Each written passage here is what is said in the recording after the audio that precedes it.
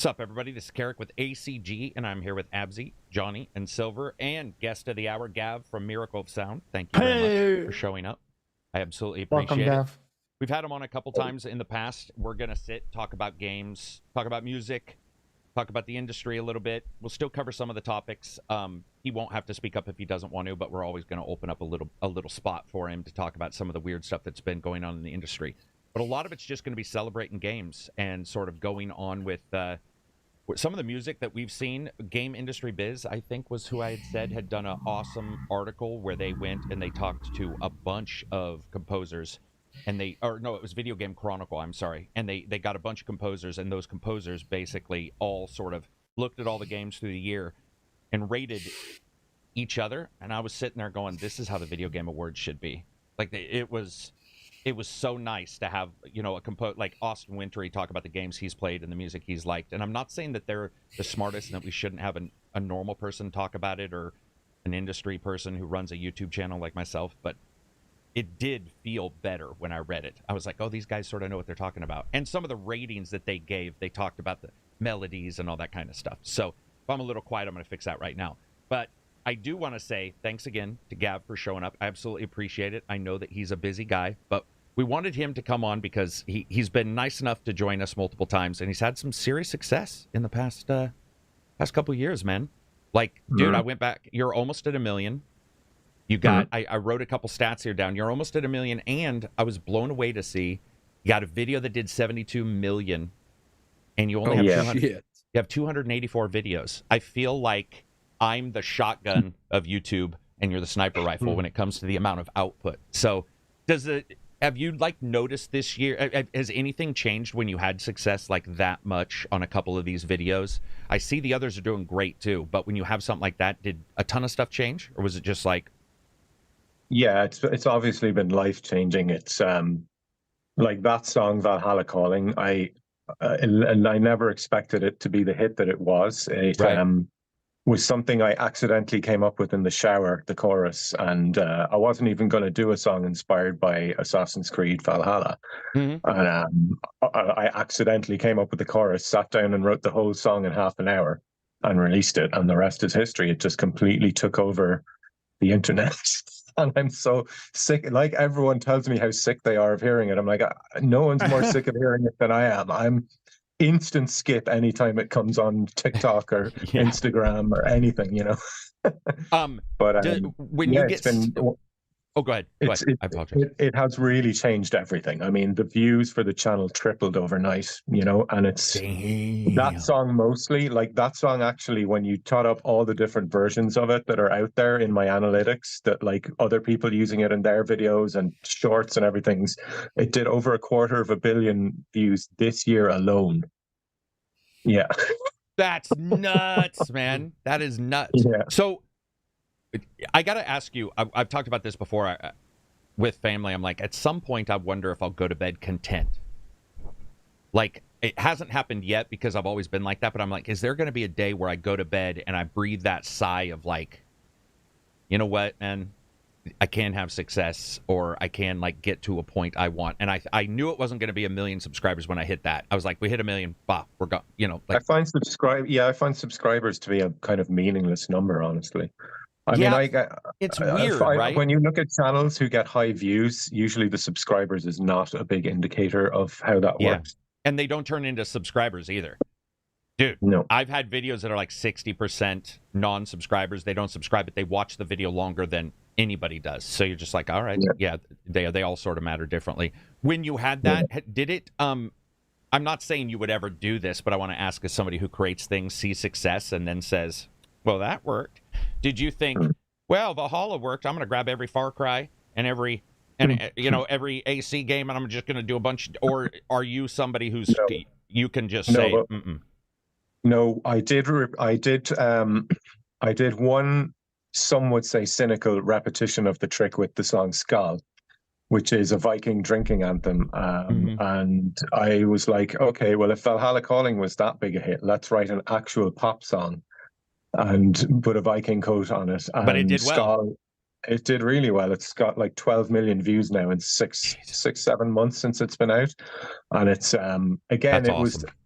I wrote that song basically. Some people are going to hate hearing this, but I wrote it like a Max Martin pop song. Basically, it's got the magic 4 chords that's in every pop song, and exactly right. Catchy as fuck, and it's a song about everyone's welcome, come in and have a drink and a party, but just with a Viking sheen on it. And yeah, it absolutely worked. And I was thinking to myself, wow, it was this easy all along. You just have to kind of focus this direction. But for me, music's never been, I know this sounds really pretentious, but for me, music's never been about money and numbers. And I was happy to leave it at that. I'm moving away from the Viking stuff now. I want to spend the next year doing more stuff focused on Irish music and my own history and culture. Yeah. Not that Viking culture isn't a huge part of mine as well, because my family's from Waterford, which is the biggest Viking settlement in Ireland. It is, yeah. Yeah, I'm kind of like, I'm eager to move on to something new now, because as much fun as the Viking scene is, I get bored very easily. As anyone who listens to my music will know, I like to change things up often. Well, let me point out how I know that you are not driven by views, because you started a channel making your own songs for video games back when it wasn't even that big of a deal anyway. And I saw some of yours that are all over the place with like what game you chose, or I would go back, or you chose The Boys, and The Boys was popular, but I was still like, he did The Boys? What the hell? You know, it was if I were driven purely by views, I'd be doing Five Nights at Freddy's songs. Yeah. or Fortnite. Fortnite. You've added a third game, and you can put a little pop spin on that with a Lego add-on. But no, man, I am really happy to see you here, and happy to see the success, man, because it's like, especially if you've done it for a while, you see a lot of people come and go, or they see success and it's sort of, for whatever reason, it's like maybe it's just viral, but I think somebody who does a viral video, a lot of times there's some talent there, but it just hits at that perfect time. And somebody like you, did you notice when you did it that people were filtering to other videos of yours? Did you see that as you did see that as an the standard views I get on videos now are usually much higher. Apart from the poor unfortunate little Starfield song, which was a flop. Yeah, I saw that too.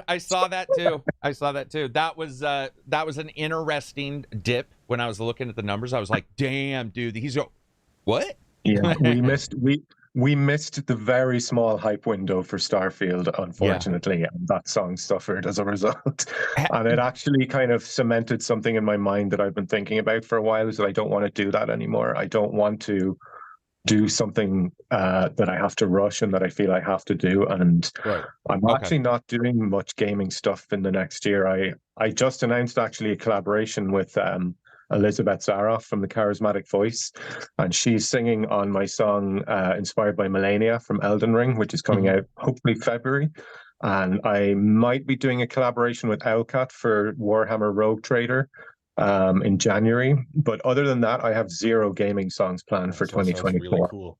Charismatic Voice is awesome. I watch all of her reviews. You know, like listen to Disturbed or something, and you just listen to her for the first time watching some of these rock bands or whatever. It's always great to see. I think one of the first ones I saw was her listening to Unleash the Archers, and she was just so then I was like, oh, I didn't realize she would do this. And you know, that's reactions become a thing. But reactions can be anybody. But if the person has skill and they're reacting to something. Right? It's not even a reaction. It's a total. I don't know what it is. It's something else. I think Elizabeth's channel works because she does critical analysis from a very knowledgeable point of view, but she's also very aware of the fact that she's learning about this genre and the vocal techniques and everything, and constantly amazed by some of the things that metal singers do. Yeah. And as my wife said about her, she's also just as cute as a button. So seeing her reactions is just so much fun, especially for metalheads, I think. I especially when you get somebody in who is classically trained, or when you look at these other groups, they can sometimes look down, like you say, you know, on different genres and stuff. So when you see them react like that, it's great. And let me tell you, as someone who has been mixing her raw vocals for the last couple of weeks, good Lord, is she skilled and talented. My God. Yeah, that's awesome. Not everybody has to use auto-tune.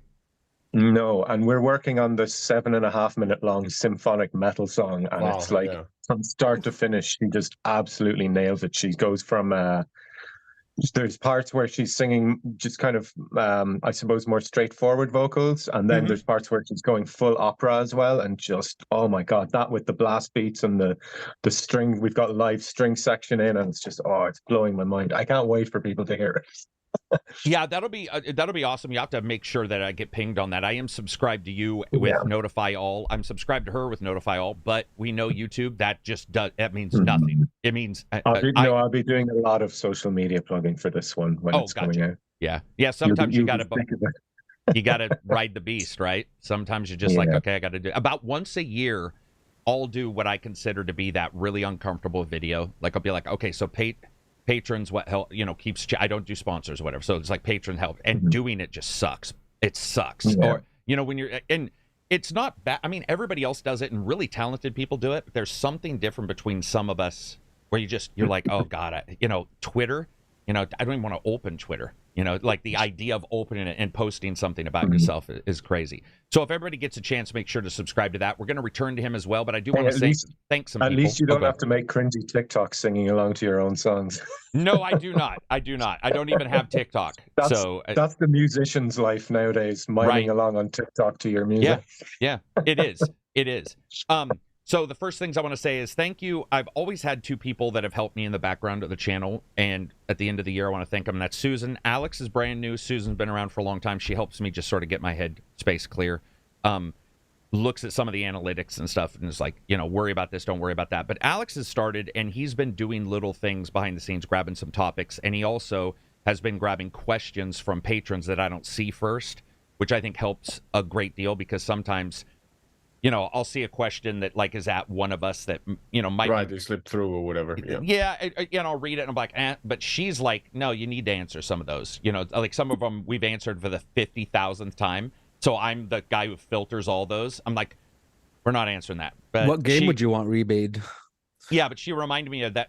She reminds me all the time. And I have like a list of sayings I want her to tell me. And one of those is, it may be the first time they asked. It might be the 5,000th time you've been asked. You just have to deal with it. So I do want to say thanks to both of them. They're awesome. They're both on my mini payroll. Mini is real too. Mini payroll. But they don't get paid as much as they're worth. Hopefully that'll change. And one of the first questions is from Ramped. Well, first of all, I want to read Super Chat. Baseball Gear, $100 Super Chat. Thank you very much. He says, I hope everyone has a Merry Christmas and a Happy New Year. Thanks for another great year, ACG. Thank you, brother. I appreciate that, especially for a year I think I did terribly. So I appreciate you sticking by me through a bad year. And that's probably why he gave me the $100. He's like, fix your shit, dude. Ramped asks, he says, I love Gav's stuff. I've been listening from almost his very first YouTube vids. Question, what's his favorite instrument? Either just in tone, sitting down and listening to, or if it's just a go-to instrument he uses to accompany most songs. Interesting question. I don't know. It changes all the time for me. Like I just bought a baritone guitar recently, baritone acoustic guitar, which is the first time I've played one of those, and I used it for the KARAK Baldur's Gate song. I really like that at the moment because it's nice for someone with a deeper. I'm not quite a bass voice, but I would be in the low range of baritone. So the baritone guitar is a really nice thing for me to have. Obviously, big, chunky, distorted metal guitars would be the most common thing in my song. Yeah. But in terms of listening, actually, probably piano. Like I could sit there and listen to jazz piano for hours. Like a good jazz piano player to me is probably the nicest thing in the world. Interesting. Yeah, smooth. I'm talking like really like mellow, smooth, like lounge jazz. Okay. Not the really kind of energetic, like not that kind of stuff. yeah. For example, the sound for the gamers who will be watching, the LA Noire soundtrack would be a good example of what I'm talking about. Dude, that LA Noire, just overall, all the audio, the sound, the music, the voiceover. We spent about an hour last night randomly talking about this game. That's weird. That feels like a saxophone, brass, and that as well. Yeah, it's so good. Johnny, what about you? What's an instrument that I know you play some, but you can ignore that if you want, because some of us don't. What is there an instrument you hear in a song or something like that you're like? Yeah, I think it is to this day the sound of a Stratocaster guitar, mildly driven, and when someone has good control of dynamics, like some of the classics. And you can see the difference, like in just like how they hit the note, where they have so much dynamics that you see the difference from like really quiet to a bit more, and that's where I feel a lot of music nowadays you kind of lose that level of detail because it's everything up here. Yeah, right. No, that's for sure. Yeah, and I love that dynamic playing. That's what really, and melody. A mildly overdriven Strat through a Marshall amp, just that very slightly metallic clank that it has. Oh, yeah, it's beautiful. Yeah. I love that right now. People who just like a guitar or they whatever, have no idea, you mean there's different whats, yeah. and you're like, yeah, there is. There is. What about you, Silver? I mean, for me, it would probably unquestionably have to be the violin, simply because of its range. I mean, you go from like the happy joy of like an Irish ditty or whatever to like the heartbreaking sort of tenor of like it's like Pellman's solo for Schindler's List, right? I mean, just the range of that instrument, I feel like is something that deeply speaks to me. What about you, Abzi? And it can be electric. Like, do you have a favorite? Yeah, EST? electric. So when it comes to like instruments themselves, I really love the saxophone. I really like it, especially in like loungy jazz, like chill lounge stuff. When it comes to electronic, right now I'm super digging like just a very, very simple sub bass, just like very centralized and those like really nice funky beats. You know what I mean? I really dig that with the really cool melody. Just tight, very tight. You know what I mean? No mud, no like not very stereo. Just like in the middle. I really like that. Yeah. I would say cello probably for me. That's funny. I was just when you mentioned the violin, I was gonna add cello as well. Yeah. So cello, like a lot of times CDPR, I'll read or I'll be listening to a soundtrack in the game, and then I sometimes try to find the tracks on the disc to listen when I'm reviewing a game. And there's something, oboe, strangely enough, because you just don't hear about it much, also excites me to no end. Piano's the coolest because piano and violin cause me to have emotions, which I rarely do. So like I can listen to an oboe or whatever and I feel a little somber, but a piano, when somebody's like I'm just going to mention a band I've talked before, but it's because this guy is like the top producer. But One Republic has a couple pianos. They've got a couple bits of piano where I'll hear it because I don't listen to a bunch of pop. But I'll hear something on piano and be like, what the hell is that? Like, that is awesome. And a lot of instruments don't cause me to stop, but violin and piano do. But for me, it would probably be cello. There's something about it. It's just slightly different. It's sort of the unexpected, and saxophone's it's a beautiful warm.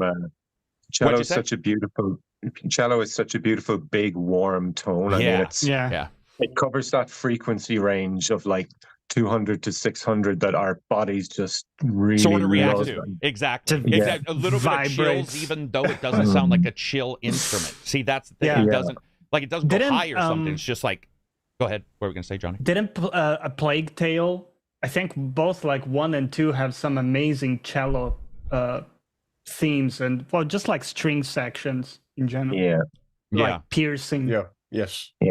And as much as I love piano, it is at the end of the day a percussive instrument. So once you play the note, that's the note. But with string instruments, you've got the ability to bend them. You've got vibrato. You can start a note quietly and make it louder. And I've been working with. You can also add percussion with the actual instrument itself. Exactly. I love staccato strings on everything. Yeah, staccato strings. They're so good for metal. Right. Yeah, going back to yours. But it's cool. I mean, I think when it comes down to it, I'm not a huge jazz fan. So it was funny because you were like jazz, and I was like, oh, because my best friends, one of my best friends. The funny thing is, I'm not a huge jazz fan either. Okay, it's just so like one of my friends is a jazz player, and he invites me, and I'm like, no, You're really talented, but I can't listen to it because he plays a little bit more of the almost eclectic kind of stuff. And I'm like, my brain has a very difficult time. I need an actual song. I need an actual... I mean, I understand the awesomeness of a guitarist, there needs to be just sitting common back. Thread, through line. There has to be a whatever. common thread. Yeah. So I find that with bands, even old bands I listen to, I'll be like, why is Def Leppard on? And I'll be like, oh, because like there's 4 dudes playing awesome guitars and it's one long thing. And I love the interplay in there. I find that with a lot of... Sorry, go ahead. No, go ahead, Kevin. You sure? I was going to say I find that with a lot of modern progressive metal, actually, that they're so focused on polyrhythmic stuff and like being clever with the composition that they forget to write a song. Yes, that's exactly it. And I was talking to a friend about like music theory and stuff. That is it's not out of the window, but it's certainly more experimental than even 10 years ago, 20. But occasionally I'll listen to a song and be like, well, that one little part's really good. But then the rest of it, it's like it doesn't even fit. It almost sounds like 4 parts put together, and then they sort of try to figure out a way to meander them through. And it just sounds like they sat there writing riffs for 3 hours. Exactly. Yeah, it's like 3 really good riff masters, and then they're like, "What do we do? Oh, hire John. He can rhyme fall and tree really well." You're like, what? It's just so off. Yeah, sometimes in like with electronic music production, you can get trapped in like a rabbit hole of designing this really, really cool sound and adding like a very cool MIDI modular a MIDI effect on it and stuff, like bouncy notes and shit, and make it all random, and then you forget that you have to compose the entire song, and you're like, oh shit, well I made this really, really cool sound right here. I just want to I never make my own sounds. I just always use the preset. Yeah. I don't know, man. I mean, like Ableton has some really, really cool shit. I feel like with what was it called? And Massive, like Native Instruments stuff. Yeah, Massive. Oscillators. I will interject there. The only time I've made my own sounds was for the Cyberpunk songs. I did actually mess around with the stuff. Put some saw in there, saw waves, sine waves, and shit. Yeah. Like neon red. There's kind of a kind of bubbly synth that goes up and down and filters in and out and stuff. And that it was just the kind of thing you won't find in a preset. Really, you have to kind of mess with it. Yeah. Well, you have to customize that yourself. Like you will hear, I took the master class from Ryan is the One Republic. He does a master class, and I take one each month. It doesn't matter what it's about. I just want to listen. And he was talking about grabbing stuff and being totally okay with it. He's like, it's not necessarily you have to go out and reinvent the wheel. You're not making a new piano every day. That'd be fucking ridiculous. But if you know how to adjust, if you get good at some basics, then you can adjust it and you can put your own spin on it. And I mean, I definitely picked up on sounds in games that are I know and music where I'm like, that's from something. Like something I own. Happened. The sound libraries shit. Yeah, man, I'm not going to mention any names, but there's some pretty high level games. I was playing Batman Arkham. I think it was Arkham Origins, the one. Anyway, there was one point where Batman punched someone and there was a musical sting, and I was like, that's the exact same damage beat that I have at the start of my song The Crush. Like the exact same sound. Yeah. I love there's especially go ahead, Absi. Especially with analog synthesizers, there's like a type of I don't know what to call it, but there's a feeling you get where it's completely different than digital. Like there's like something there that feels so analog, feels so natural. There was this guy, his name is Satoshi. He's like a Japanese DJ artist, and he does everything live. And he had like a massive fucking like panel with all modules of all kinds of like synthesizers and effects and stuff like that. And he was like playing around with it. And the sound you hear from that, if you were to recreate it digitally, just you can't really get that I don't know what to really call it. It's like there's a tinge to it, you know. I think layering is great for that stuff, because for me, like I'll use a lot of like well-known sound library drums, like Damage or like what's the other one? What the big drums, orchestral drums one? But no, there's a different one. I can't think of it now. There's so many of them, but I tend to then layer other live drums over that, right? And you do kind of get a unique sound then. But I'll be honest with you, when it comes to like production stuff, I'm not always too concerned about sounding unique. I feel like the arrangements do that themselves. For sure, yeah. I guess it would also depend on if that was you are eclectic and are doing all different types of music. I mean, how many songs use the Amen Brother breakbeat, you know? Yeah. Every fucking song, every song in the 90s, you know. Next up, Orts I Cloud love says, KARAK, I know you don't advertise a podcast. Dude, you can't even remember your own website for shirts or the Epic Creator Code. Wow, this is a good email. This guy just dissing on me. I think you should put more emphasis on it. The podcast and the rambling science, sex, gaming, music, stupid stories is like nothing else. As you say, pimp yourself more, big man. Thank you, Orts Cloud. I can't even tell you what the shirt link is. I'll go find it. Pitchford says, Gav, hello. You've talked about relationships with fans, and both you and ACG have patrons with somewhat private discords. Do you feel that this is the future for creators and fan connections? KARAK, gang, gang, baby. I'm rocking the new Rough Game shirt. Soft, smooth, sexy, just like your voice. Rough Game. Maybe relationships shouldn't be talked about after that. No, I'm just joking. But you do your own, right? You have your own like private patron Discord like we do, don't you? Yeah, that's pretty much the only place I talk to fans. I play pretty much. I wouldn't say I'm an overly private person, but I'm pretty private, and I'm not into this whole influencer thing where you're like pretend that your fans are like a family and like, oh, you know, guys, you're all my friends. It just never appealed to me. For me, you like a thing I made, and I like that you like the thing I made, and I appreciate that you like it, and that's as far as we go. I am, of course, happy with chatting to people in my Patreon Discord. It's pretty much the only place I'm happy to do it because there's like a filter there. It's like it kind of keeps out any assholes, to be honest with you. And whenever we do, every now and again, we'll get someone who's a bit aggressive or trolly. We just ban them, and it's like, eh. And they're like, oh, free speech. I don't care. I want peace in my server. I want a nice. I'm not here for your free speech to be a dickhead. Free speech in a private server, a good one. Yeah, well, I mean, free speech can still have its own repercussions, which is the way it is. And which is go away and stop bothering everyone. Yeah, you know? Ours is the same way. We, you occasionally have, just it's like any group. Somebody bounces in and they don't gel. There's also just assholes, but I can say having a small fee to get into mine has completely cleaned up. Because we started out free and it was a disaster. It was a disaster. You don't get to come into my house, shit on the floor, and not get thrown out. You know? Right. Yeah. I mean, unless I asked you to come over to film free speech, though, Gavin. Yeah, free speech, free poop. But in terms of fan relationships, my DMs are closed on every platform. I don't DM fans, and especially in recent times because there's this epidemic now of fake profiles who will send DMs to people's fans. Yeah, especially with musicians, and I've had emails from like these poor women who get basically like fooled into thinking that I'm in love with them and want to come visit them. Like by fake profiles. Basically they'll be like, oh, I saw you're a fan of my music, and they'll have a profile that's exactly like yours with your picture and all your posts and stuff, and so they'll like gradually build relationships with these women and then tell them they want to come visit them and say, I just need 3,000 euros for the trip to come see you. And I've had emails from people saying, look, I'm really sorry I got fooled by this, and do you know this is happening? And I'm like, oh God, oh no. So therefore I have a flat rule that I don't DM anyone, because that way people know if they get a DM, it's not from me. Yeah.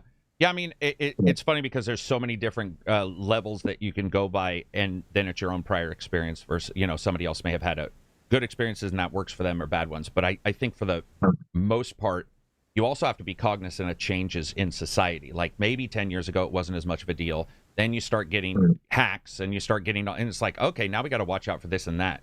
So I think it's good, whatever you do choose, as long as you're consistently also looking at the way, somebody can misuse it, because somebody can misuse Patreon if they wanted. They could pay a little bit and come in. So you still have to have admins.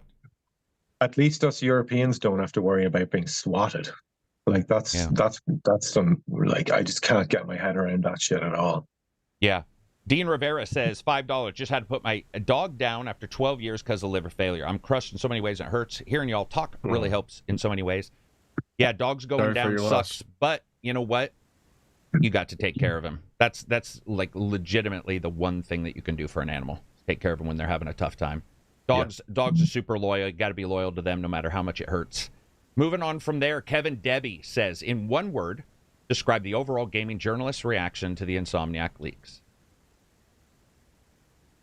shambles. Oh, geez. We'll talk about it. It's a weird situation, and involves some of what we're talking about right now with people being too close to one another. There's just all kinds of issues when it comes down to it. We'll talk about it in the news section for sure. Next up is what we've been playing. We'll go with Gav first.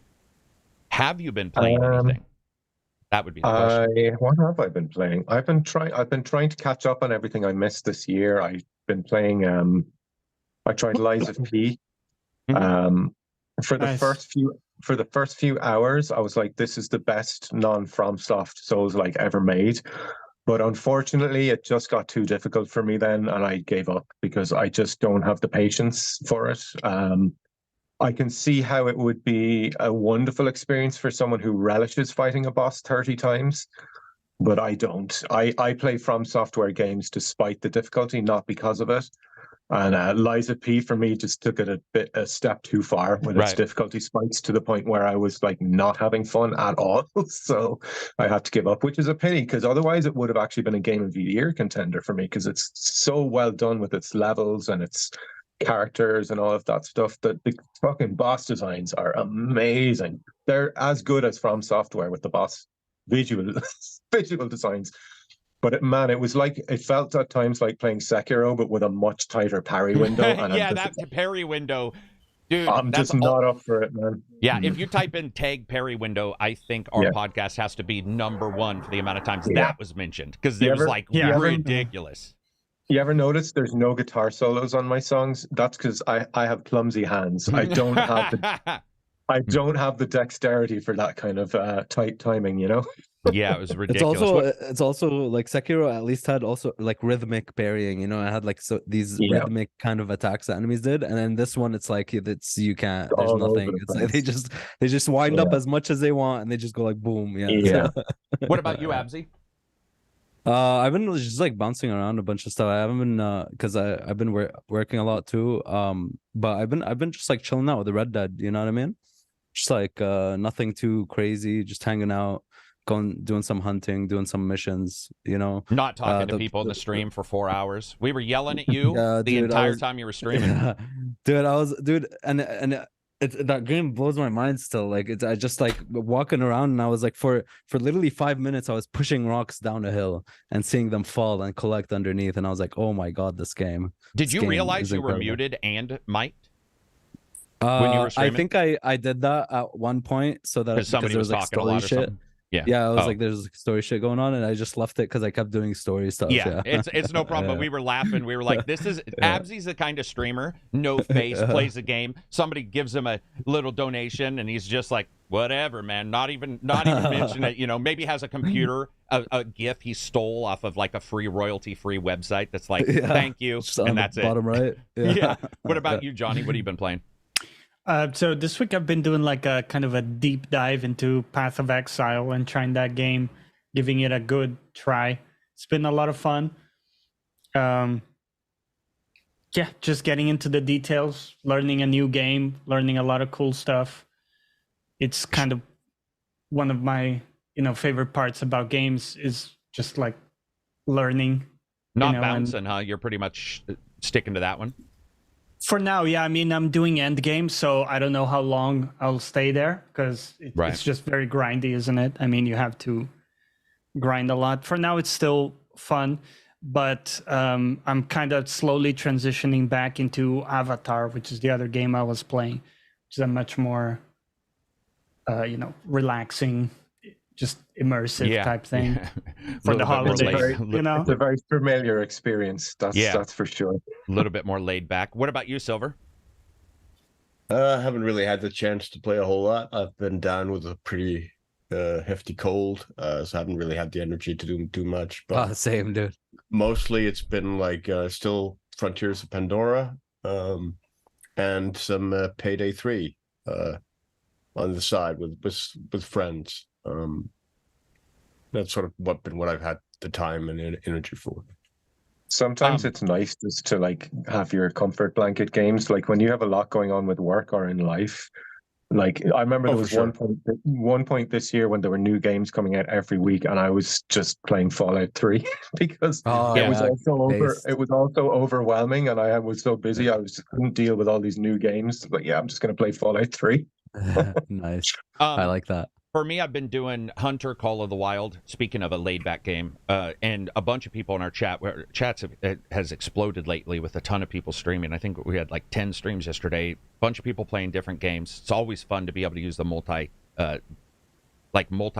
I feel like I'm watching an ESPN Center or something, like multiple NFL games. See a bunch of different games. Yeah, and it's just cool. People are in there talking about barbecue, and somebody's playing Avatar, and somebody's playing Path of Exile, and somebody's playing Hunter, and so I've been streaming that and got some people in the Discord into it, which was cool because it is such a unique game. But that's sort of where I made my bones for streaming was Hunter and a couple other games. So it was fun to return to those. And it's a holiday game because I used to hunt when I was a kid during the winter. So that was awesome. I think Avatar is probably, first of all, graphically game of the year. Like it's really, when John from Digital Foundry, really? he's coming. More than Phantom Liberty? Yeah. Wow. More than Alan Wake 2? Yeah, without a doubt. Wow. It's not even. I get that they all look. I would say they all look here, but the performance of Avatar is. Even true. Alan Wake, which I loved, had a lot of performance issues and little. I've been impressed with the performance. Yeah, this year was a fucking disaster for PC ports. Holy shit! Some of them, yeah. And so we got John Linneman from Digital Foundry is going to come on the 3rd of January with us, and we're going to cover like the games of 2023, like they sort of did, but also break it down and look at more. But Avatar is just, I don't know, man. It's like one of those games that it's got enough differences from a lot of open world games to be enjoyable in that way. It's got enough similarities to be sort of an easier to digest game compared to like Path of Exile, like Johnny's doing, where you get in, it's like, give me just a minute.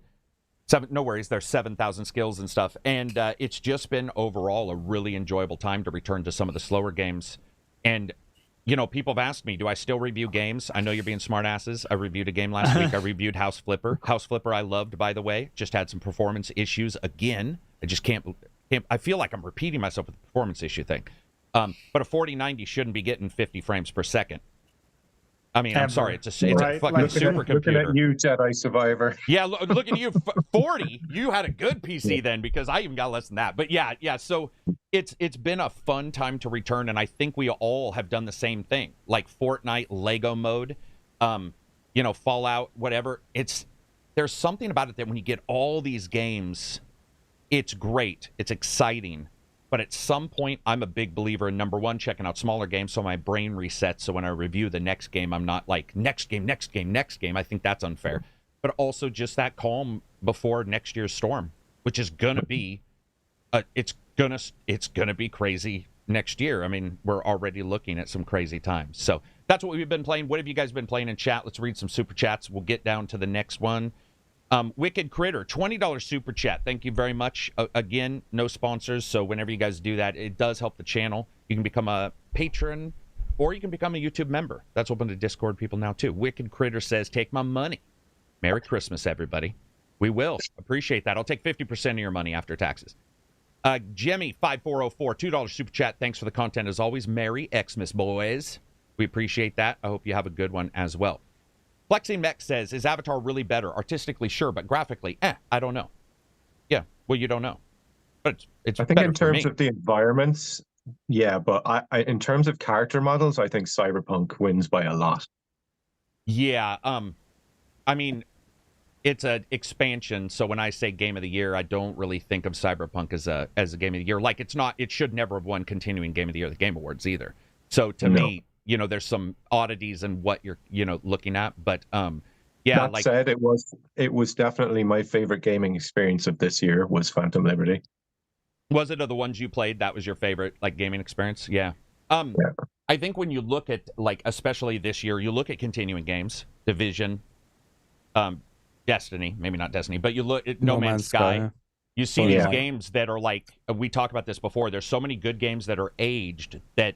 And the gaming industry is exploding. Look, billions of dollars, millions of new players every day, man. It's ridiculous how many new players come in. China, Japan exploding in the PC market. But there is only a finite amount of time everybody's got. And so these great older games can eat away at the new time. And so I'll go into my Discord, and I was telling these guys, I'm excited about a game, and I'll be like, hey, blah, blah, blah. And everybody's like, I haven't played that game. I have no clue what you're even talking about. And you're like, damn, really? And they're like, yeah, I played 50 hours of Path of of Exile. I played Avatar, didn't get to this, didn't get to this, didn't get to this. So 2024 will be busy just catching up with 2023. That is for sure. Another super chat from Jesus. Just Jesus. $10. Y'all are the best. Thanks for another year of vids and podcasts. Merry Christmas, you filthy animals. Thank you very much. By the way, good movie. Jesus Crust, $5 super chat. Not always able to be active in the Discord, but always appreciate the content, podcasts, and discussions. It helps a ton in the winter holidays. Thank you very much. Or he says, helps a ton. Happy holidays. Moving on from there, we're going to get one or two of the stupid things out of the way so we can just enjoy talking. You guys know this podcast. It is just four of us. Well, five when we have guests. And we are not, we're not influencers. So a lot of the stuff we're going to talk about is sort of just celebrating games. We can bitch about them for sure, but we like to celebrate them. So I'm going to get the bitching out of the way. The news came out today that DMCAs were sent to people who downloaded the Wolverine game files from the Spider-Man hack. So if anybody doesn't know this, Wolverine game files had a playable version that you could play on your PC because they were obviously using PCs for their test beds. The DMCAs, I was telling these guys, if you download a game without a VPN, if you go and pirate a game, there's a very high chance you're going to get one anyway. So I wasn't too surprised by that. I was more surprised by people doing it without a VPN. I was like, I don't know why. If you're gonna do it, like... Yeah, right? Yeah. That just indicates to me that guy's being on a Comcast blacklist right now, just waiting for somebody to identify that he's downloaded too many things. But, it's unfortunate that that leak was so widespread and had data from other companies in it, which is one of the things you always got to worry about whenever, you have a company like that. You really have to lock it down. JB says Sony should have paid. Sony could have, but that's really Insomniac. I mean, now we see that it's a bigger thing. But you don't want to pay them, right? You don't negotiate with terrorists, as they say in every action movie ever. So they just decided not to. So that's out of the way. Now I'm going to look and I'm going to get Johnny's, or was it Johnny? You said you put some short topics in here. Yeah. I had like a couple of topics. Let's talk about the second one on your list, dude. Go for it. This stunned me, Johnny. Anthem sold 2 million in the first week and a half, and 5 million total. Is that? Yes, 5 million sales in its lifetime. That's surprising. It's not still up, just because. With those numbers, I mean, dude, the worst games have kept on with way worse numbers. Yeah, right? Worst games have kept on with way worse numbers. That stuns me, man. Like that seems. Did anybody here play Anthem for longer? I had to review it. So there you go. So you guys, I'm gonna let my dog in. 2 hours I quit max. after about an hour. Yeah. I did like an hour or two. Yeah. In the beta, I didn't even play the a couple of times after its release, like intermittently. Silver. I think I played with you a few times.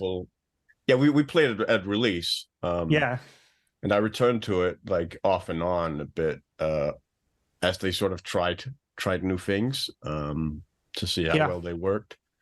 Liked some of the stuff they did, but it just wasn't enough. Here's the thing. So when you were originally playing at Silver, I'll never forget the story that you had loaded into a level. They had already completed it because because I was playing on an actual. You were playing on a hard drive. Yeah. So when you returned to it, had you upgraded to an SSD? Yeah. No, I already upgraded to an SSD while after release because it was unplayable on a hard drive. It was ridiculous. Like it wasn't just that it took forever to load me in. Like I think I've told this story as well, but it didn't actually load models for a lot of the missions.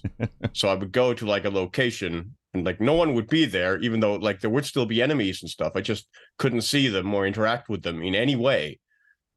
So like completing missions and stuff like that was nearly impossible because it just wouldn't load stuff from the physical hard drive.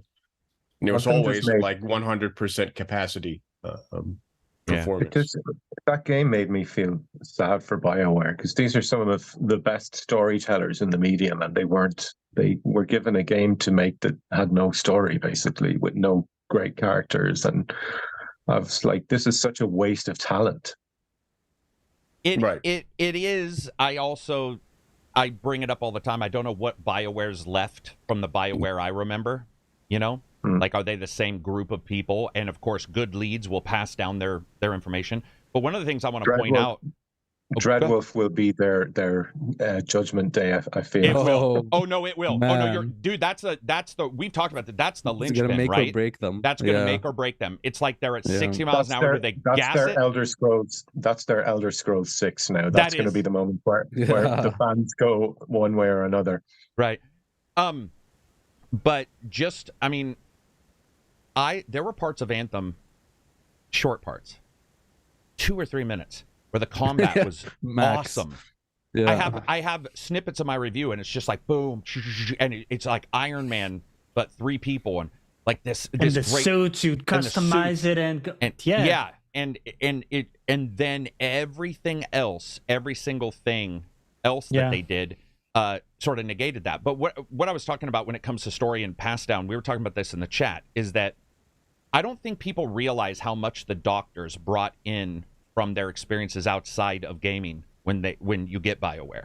And especially when you look at those guys, their entire lives were dealing with people and taking in emotions from people, having sympathy for people, which then translated to their games and their narratives.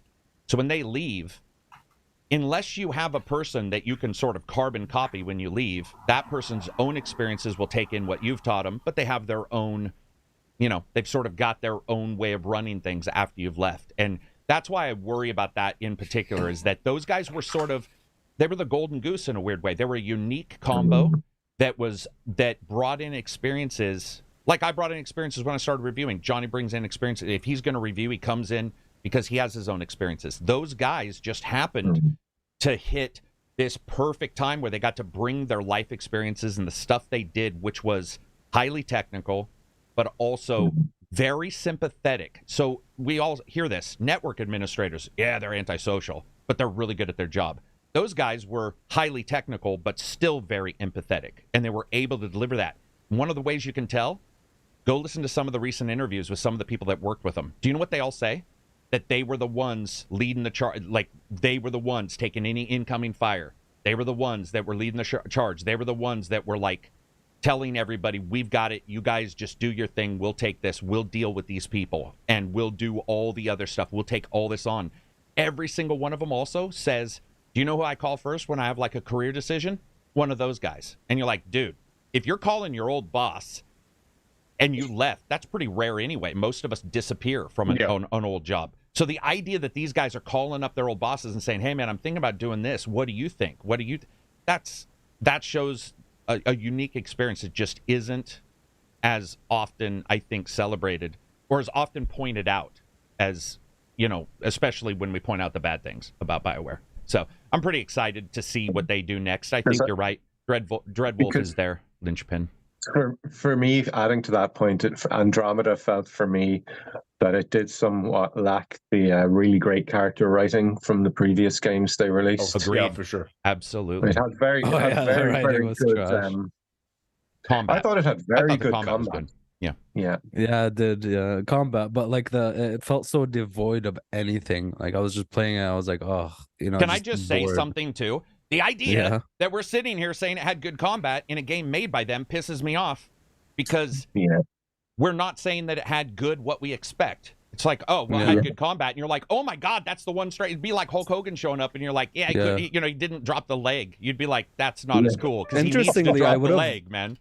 If it were to have like good writing and shit combat, that would have been better, honestly. Like Mass Effect 1, it was pretty crunchy day one. Yeah, and I still love Mass Effect 1. I played Mass Effect 1 recently, first time back in 7 years. So.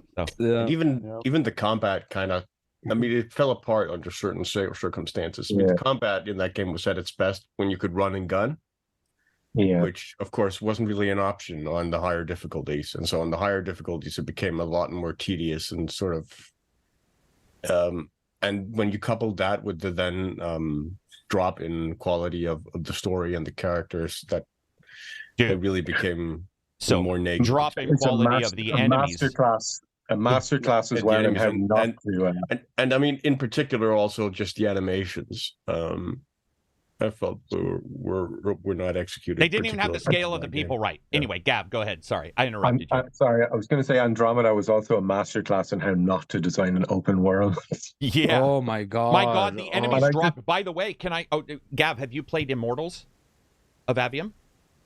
I played a game called Immortals a couple of years ago. It was this was this year.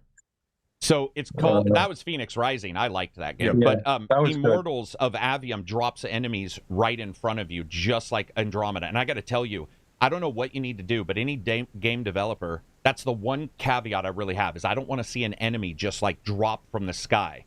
And in Andromeda, you'd be driving around. You just see the enemies drop, and you're like, "Oh, come on!" Like it destroys the immersion. The open world activities were so boring as well in that game, and also you've a whole new galaxy ahead of you, and yet we get 2 sand planets, 2 ice planets, and like 1 jungle planet. It was like one check. And I'll pick I'll pick on who I love. That happened in KOTOR 1 and 2 as well. KOTOR 1 and 2 were like Dantooine. They did a couple, and there was 1 or 2 that were like, desert from 1, but a different planet, and 2 that was desert. You're just like, there's a little bit. It's almost like the snow level in every game. Did they do the worst one?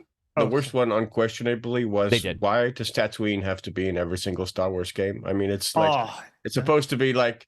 The whole point of A New Hope is that this is the least important planet in the nearly in the entire universe. True. Everybody's fighting to leave it, and we're like, let's go back. Every game, Luke is somewhere in the universe going, I give up on everything because you keep going back. Like, what is your guys' problem? I spent weeks trying to leave there. When it comes to BioWare and Dreadwolf, right? Is what it's called, Dreadwolf. Do you guys assume that? Do you guys think that company has enough worry because of these games? And Anthem is a big failure, and we see the industry, right? The industry knows. We've seen this because we're now seeing papers, FTC filings, where they knew that there's issues with money, all that stuff, and they're Microsoft and Sony. Now Sony again. Do you guys, in your heart of hearts, in your heart, deep down, man, deep down, don't be hopeful. Be realistic.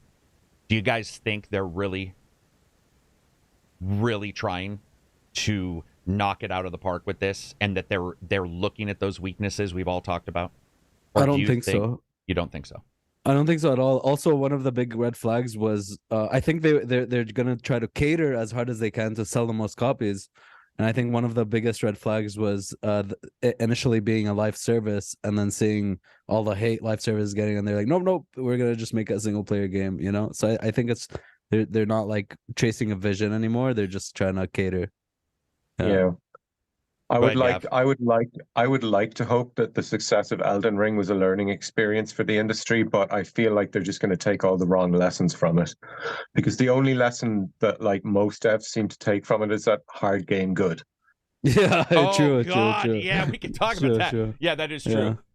That is true. Or roguelike DLC should be added. Like Star Wars, right? Ragnarok, just put bonfires. Just put bonfires. Put bonfires in your Star Wars game. But like my point I was trying to make there is that I would love if BioWare looked at the success of Elden Ring and went, "Wow, we can make a really deep RPG, and fans will buy it." And I think if they made some, and look at Baldur's Gate, and they could, if they went back and make something like Dragon Age Origins, I think that would sell better than them trying to do a very modern take on an action RPG. Yeah, no, that's a good point, and especially when you look at the old games that used to do really well, the Baldur's Gate 1 and 2, Icewind Dale, Pillars of Eternity. So I'll hope. Huh? Oh, sorry. I'll hope for Dreadwolf being a real-time with pause CRPG is probably not. It's gone, right? There's zero chance. I think your hope, not your hope, but the hope we talked about last podcast. I think it's. I would imagine it'll play very like like God of War or something like that. Oh, So fuck. Oh my God! That God just damn gave it, me, another one. Yeah, I hope not, man. I can see that happening. That would just be rough. Nothing against God of War. I love those games, but I want my RPGs to be RPGs. Yeah. Yes. Yes, sir. Fighting D-Dog $2 in KOTOR. It's the same plans to show Aftermath. Yeah, for sure. It still doesn't stop me from hating it. Biggie D, $2 super chat. What's the poll for? That is for voting what you thought of 2023. For some reason, in some polls, people aren't getting the question or what have you. So the question is, rate 2023 a 10, 8 to a 9, 6 to a 7, 5 or below. Because I wanted to rate it just like the big websites do, right? Anything below 5, right? So basically, anything below 8, terrible year, horrible game. Yeah. Josh Sawyer is an RPG legend, Lombardo says. Yeah, he's pretty good. I mean, I don't mean pretty good to deball that. I'm saying I agree. He is pretty good. And I like Pentiment, despite me saying, it's not a game for me. I still said people should get it. For me. Yeah. And when you play a game like that, there's something about quality and lack of quality that comes out. So you'll play a game with lack of quality that's got some really good bits. And that's why I have fun factor, because I can rub that on as hard as possible and be like, listen, this is rough as fuck, but man, is it fun. Or this looks polished and it looks whatever, but man, it doesn't catch you. Or it's a different genre. Like Pentiment was a genre that's never been done before. I mean, really, when you it's got some parts, but let's be honest, when you look at that game. Just the types that the game allows you to play, like the sort of the bon vivant artist subsidized by the church who goes around subsidizing or seducing nuns from the local nunnery and drinking himself into a stupor every night, and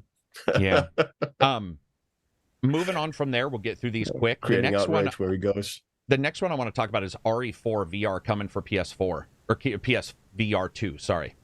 So Johnny, you had this one written down. Is it out or coming out?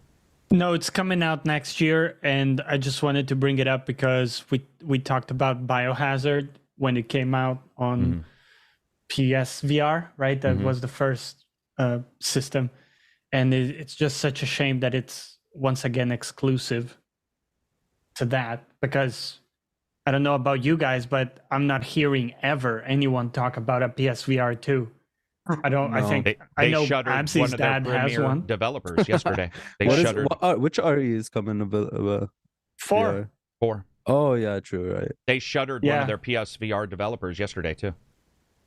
The Firewall guys who made their one of their premier shooter games for the PSVR, and they were working on the sequel, I believe. Might have already been out. Was it a Crossfire or something? Not Crossfire. Firewall. It's another one.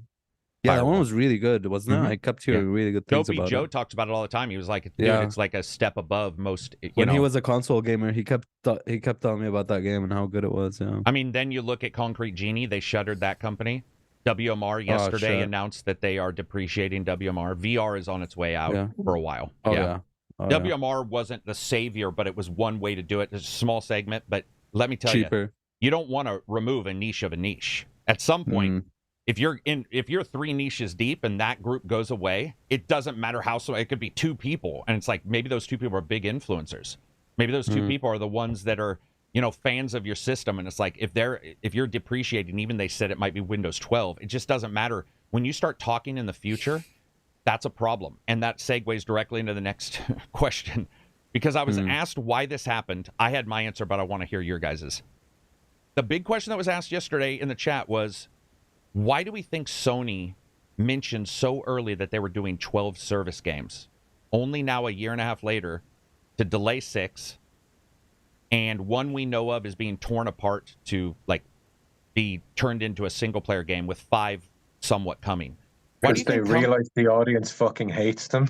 Right. Yeah, the question is, why did they announce so far in the future that they had 12 service games? Imagine me saying I have 11 different STDs.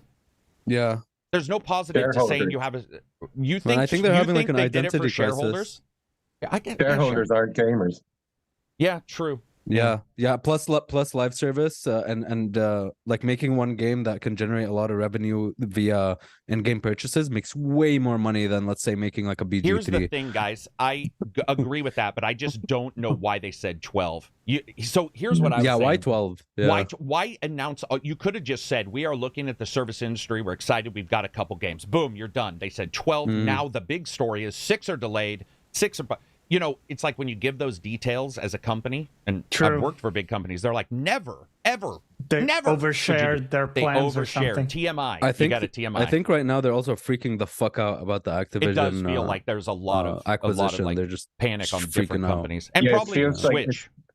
It feels like it was almost a way to one-up themselves on their competition, who are kind of more known for not having many original games. Yeah, right. Yeah, Mhm. it was a really weird Maybe thing it to was say. a partially driven OCD thing where it's a nice even dozen. You know, it's not 11, it's not 13, it's 12. Yeah, right. Yeah, It's yeah, a baker's dozen. Yeah, I don't know, man. Yeah. To me, I just think I love the data from companies, and I do believe we'll talk about it in a bit.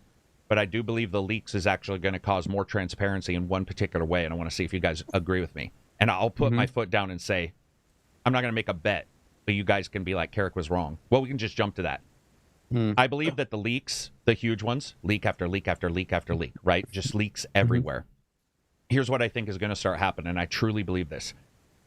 We are going to start seeing companies announce these things outside of events just on Twitter. So what I mean by that is Blade wouldn't be announced at a game event. They're going to know that they're holding on to it. No one's leaked it. And they've just got a screen and they say, hey, we just want to inform you guys, we're working, Xbox is working on a Blade game. The reason why I bring it up is this. One of the reasons why GTA doesn't show at the Game Awards is because they've made it pretty clear they have such a large audience that any of doing that just negates some of the audience watching their stuff. Also, at the Game Awards, you have a bunch of trailers. I'm not saying those will go away. But during the trailers, you're fighting for those. We found that out when we tried to cover the trailers the next week. There was like 24 trailers, and you're trying to discuss each one. There's a fighting. My belief is we're going to start seeing companies get ahead of the leaks by just being okay with saying, be excited. Like, we're doing a deal with Blade, and not having to show a bunch of shit, not having to show a trailer that maybe is CGI that what do we say with CGI trailers? We're like, that means nothing. It's not Fable showed their trailer. No, they didn't. They showed a trailer of something that they put the Fable word on. That's all it is. So do you guys believe that's just a stupid, idiotic thing for me to say? Do you think I want to know more of your reasoning. My reasoning is simply to get ahead of leaks, and that information is on them to announce, and it does not hurt them as much as they used to think it did. It used to be a deal. But now a single Twitter can trend with 100,000 retweets. You're saying they'll do it the way From Software do things? Yeah. Because there are companies, and smaller companies will do it too. I don't think there's a need. For example, Rockstar kind of does it that way. Rockstar does it. Yeah. Blade, by the way, huge marvel, right? When you have two IPs or two companies, a good company, people like that company, Arcane, they like them. I think they like them. You got people who like Arcane, people who love Blade and like Marvel, and it's like, it speaks for itself, man. It doesn't require them wait until December, pay somebody to make by the way, I'm sure you guys know this because we've had somebody on the podcast. They don't even use their own companies to make the trailers a lot of times, and that's where the leaks come from. They hire companies to make those trailers, and that's where your security starts to fall apart. Is there anything to be said for the sheer audience numbers, though, who watch the Game Awards? So I used to think so, but you could still take advantage of that. You get in front of it saying, we've got a game, we'll show it later. And then people don't have to do this, oh, I heard. And I did it too. I did the tweet where it was like Blade written in the first letter of each sentence because I knew about it. It's like you get that, you get people like, who are doing podcasts that's all about leaks. Maybe these companies are going to take a little bit of the information back and be able to control it, even if it's smaller amounts. Because I don't think my excitement for Blade would have been less had you told me, well, I know because I knew about Blade. My excitement wasn't less about seeing Blade at the Game Awards because I already knew it was coming. There was actually more excitement. I actually showed up and did a stream of the Game Awards at 7 with Abzy, and it was 3 a.m. for him because I knew Blade was coming. I have to say I'm the opposite way than you, KARAK. When I'm watching a big event like E3 or like the Game Awards, that's my window to get hyped about stuff. Okay. And if I hear about it secondhand on a Tuesday afternoon on Twitter, I'm like, oh wait, that's happening, and I'm in the middle of doing something else. Whereas with E3 and the Game Awards, you could sit down for the night and you're like, this is my night for gaming. Let's get excited. But yeah, I'm not disagreeing with you. I'm just saying that's my personal experience with. Yeah, no, with I get it. I get it. I get it. I do. I just see that From gets away with it, and GTA Rockstar does. Yeah, Rockstar's huge. From gets away with it, but have you seen the Elden Ring subreddit recently? Yeah. They're going hollow. Yeah, they're going hollow. Oh, Jesus. The great hollowing has resumed. Yeah, that is true.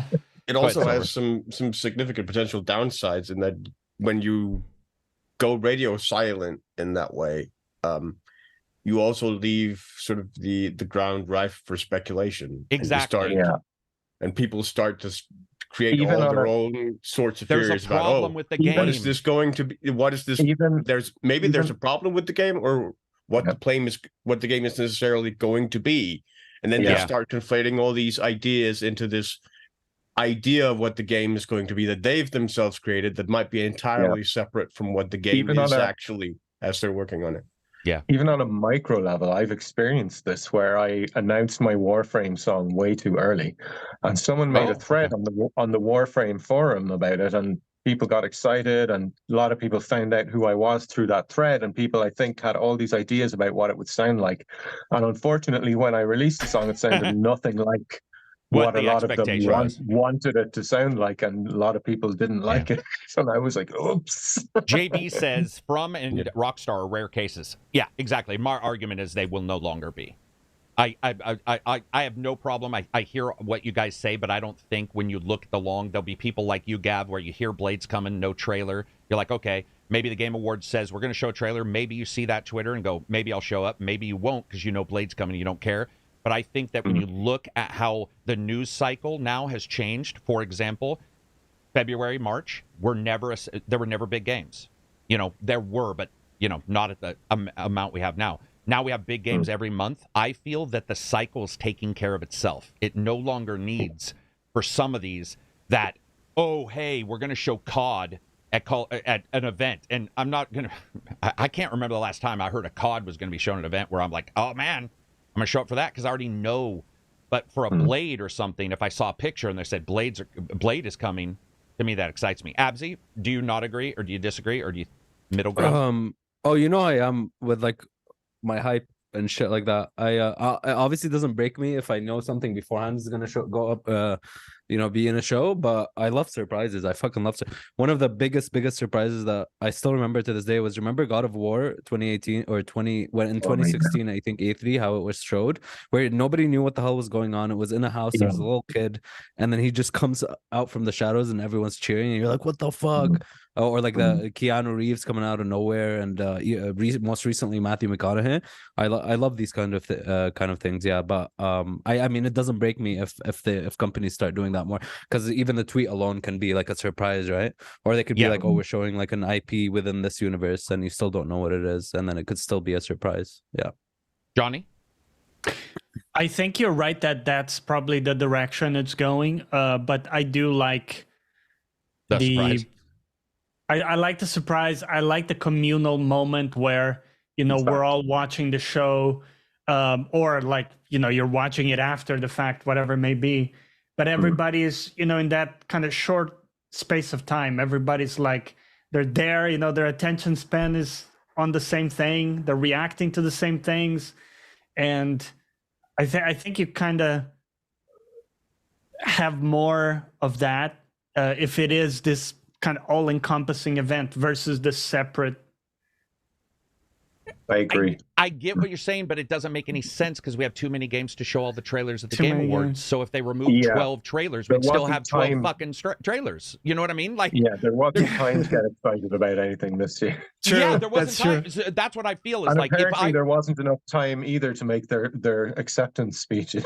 Yeah, right. I guess time should be the time. Yeah, I just feel there's so many games now, indie games. We've talked about middle games. You could do that. You could put double A's, but I just feel that even triple A, there's enough titles now. We know people are jockeying just for release dates. We just saw that with multiple delays this year where you can tell they were getting out of Baldur's Gate's way. They were like, bye, bitches. We're going to 2024. We're not releasing at that time, man. Yeah. So other than like Armored Core, right? Where it was like, oh, fuck it, dude. Yeah, Armored Core was like, listen, if there's overlap, there's overlap. We're just going for it. Yeah, and a ton of people didn't play that game because of Baldur's Gate, myself included. Yeah. So I wish I liked Armored Core more. I was, because of who made it, I was like, this is going to be a new favorite. But no, it just didn't really grab me the way their other games did. Very different. Yeah, it's very different than the other games. Yeah. You mean Armored Core was? It's like one of those games where I can objectively see how good it is, but it's just not for me. You know? Right. Yeah. It's very adrenaline inducing. I love it. But Oregon Fresh says Todd Howard mentioned on the Lex interview that he'd love to wait until the month of release. Probably, although it's not probably realistic. Well, just so you know, he's not the only one. The guy who runs Obsidian, which is interesting since they both work with Microsoft, says the same thing, and Microsoft has done a lot of shadow drops. Yeah. Let me tell you, there's a couple shadow drops that have happened where I think everybody in PR is stunned it didn't leak and are really excited for that. But then you get the dire situations of the big leaks for a game trailer that's coming, including GTA, which, you know, Rockstar stated they lost $5 million, which doesn't sound like a lot when you know that Rockstar has the money of many nations, but you can tell that it does hurt them. And one thing I do want to say is, if you look at all these leaks, you can definitely identify, I am sorry, there's going to be a single example that this is wrong, but I want to point it out. Whenever I see somebody say leaks are on purpose, I can tell you, man, they're devastating. God. They're devastating to the companies. That is not, it is not what, I don't know where that even comes from. Probably movies, maybe, or something. I don't know. But for games as a whole, the majority of those people, they have their curve of PR spend where they're like, almost like Gab said, when I do this video, I'm going to jump into Twitter and start the PR glitz. And they've got these plans. And when those plans are shattered, entire companies have to rejigger everything. And it is not, it's just not a thing. These, and I'm not talking about the hacks. Of course, we know those aren't, but the other leaks themselves. So I remember people talking about how when Rockstar's trailer got leaked a couple hours early, everyone was like, "Yeah, they did it on purpose." While you could see the devs just super upset about it because they all wanted it to be at a specific time with all of them watching and stuff. Did you? Yeah, it's like, did you dude, hear that? Yeah, the one guy was like, "I had planned to sit with my friends and talk about this, you know, when it went live," and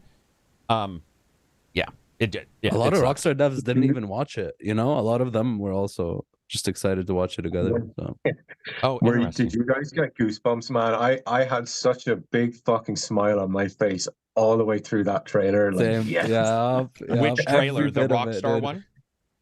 Yeah. Tom Petty watched it like 6 times. Choice. Yeah. Yeah, for sure. The song. Yeah.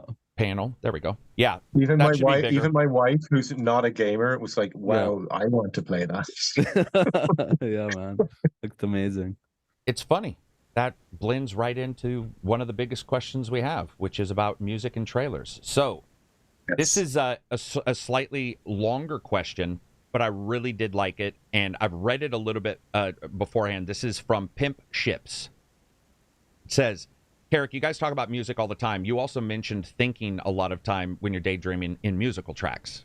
And I do. I sort of think in montages sometimes. When I think about old times when I was a kid driving motorbikes, and some 80s montage music will pop up in my head for whatever reason. And he was saying, what games would you guys love, or characters even, to see a song be made from, like Gav does? So, is there... I can see where this is going. Yeah, if you could... So, Gavin's request hour. And... they even put some of the stuff I wrote when we talked about this, because I wrote a bit of a song when we were all discussing all this a year and a half ago, by the way, which is a good time to remember this discussion. Mine was Ori. I would love to see a song about Ori and the Blind Forest. I just love that game, and I think that actually started one, but it just wasn't. It wasn't up to the standard that I felt. Because Ori and the Will-o'-the-Wisps was my game of the year it came out, and I absolutely adored it, and I loved the story, and it was so beautiful and emotionally moving. But just unfortunately, the song I came up with just didn't really manage to capture that magic, so I just abandoned it. What about you guys? Any? I have one that comes to mind. That's like, and it might be strange because it's a series where the games have actually kind of been defined by an absence of music across the three main games. Thief, I think that could, and a story like a song for Garrett or something, as the main character, like what the would be steampunk aesthetic. What would be the style of music? I think maybe something. I mean, the steampunk aesthetic, I think, leans itself towards something metal-like, or rock based. To my mind, like especially because I mean, the intro. There is the only music I remember from Thief is the actual intro to the game, which shows Garrett at work, which is basically a heavy metal theme, rock theme, running to that cutscene. And so I think that would be along the lines of what that would be musically. All right. What about you, Abzy? Any character or game you'd like to see a song written about? And what would be the genre? Kim from Disco Elysium. Something like Brotherly. I did one. So... Did you do one? Yeah, I did. And it's a really fucking good one, too. Okay, I'll check it out, man. Because he said some aren't good, so he must really like Actually, that one. That company were great. The company were great, man. They sent me unique footage for the video that doesn't exist. No, that's that cool. doesn't exist anywhere else. I saw that with they made it into a GIF little, as well. They made everyone dance to the song and stuff. Yes, I saw that, man. Yeah, that was great. Yeah. It's very much a song about growing old and realizing you're never going to relive your youth, and reminiscing on all the nights you've lost in your memory to various bad behaviors. Yeah. Very fitting. Very fitting. That'd be yours then. Particularly liquid behaviors. What's the genre of music you choose? That I would choose for Kim Kim's or song, for Disco Elysium? Something a little bit alternative, but kind of like sad undertones, but happy. You know what I mean? Yep. All right. Yeah, I think you will like this song. Yeah, okay, I'll check it out. It's literally that. Okay. It's an extremely depressing song with a happy disco beat. Amazing. Nice.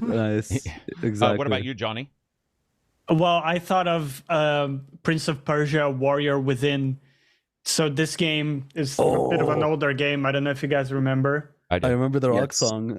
Yeah, I mean, the rock songs were fucking amazing, right? Like some great guitar tunes. Yeah, man, people shit on that soundtrack, but it was good.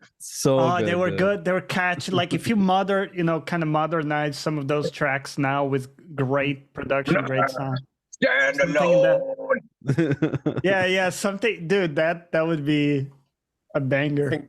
I think my main problem with Warrior Within was having grown up in the 90s, and it felt a little too edgy 90s in its vibe. Well, it certainly was. I mean, and if you remember... Oh, yeah.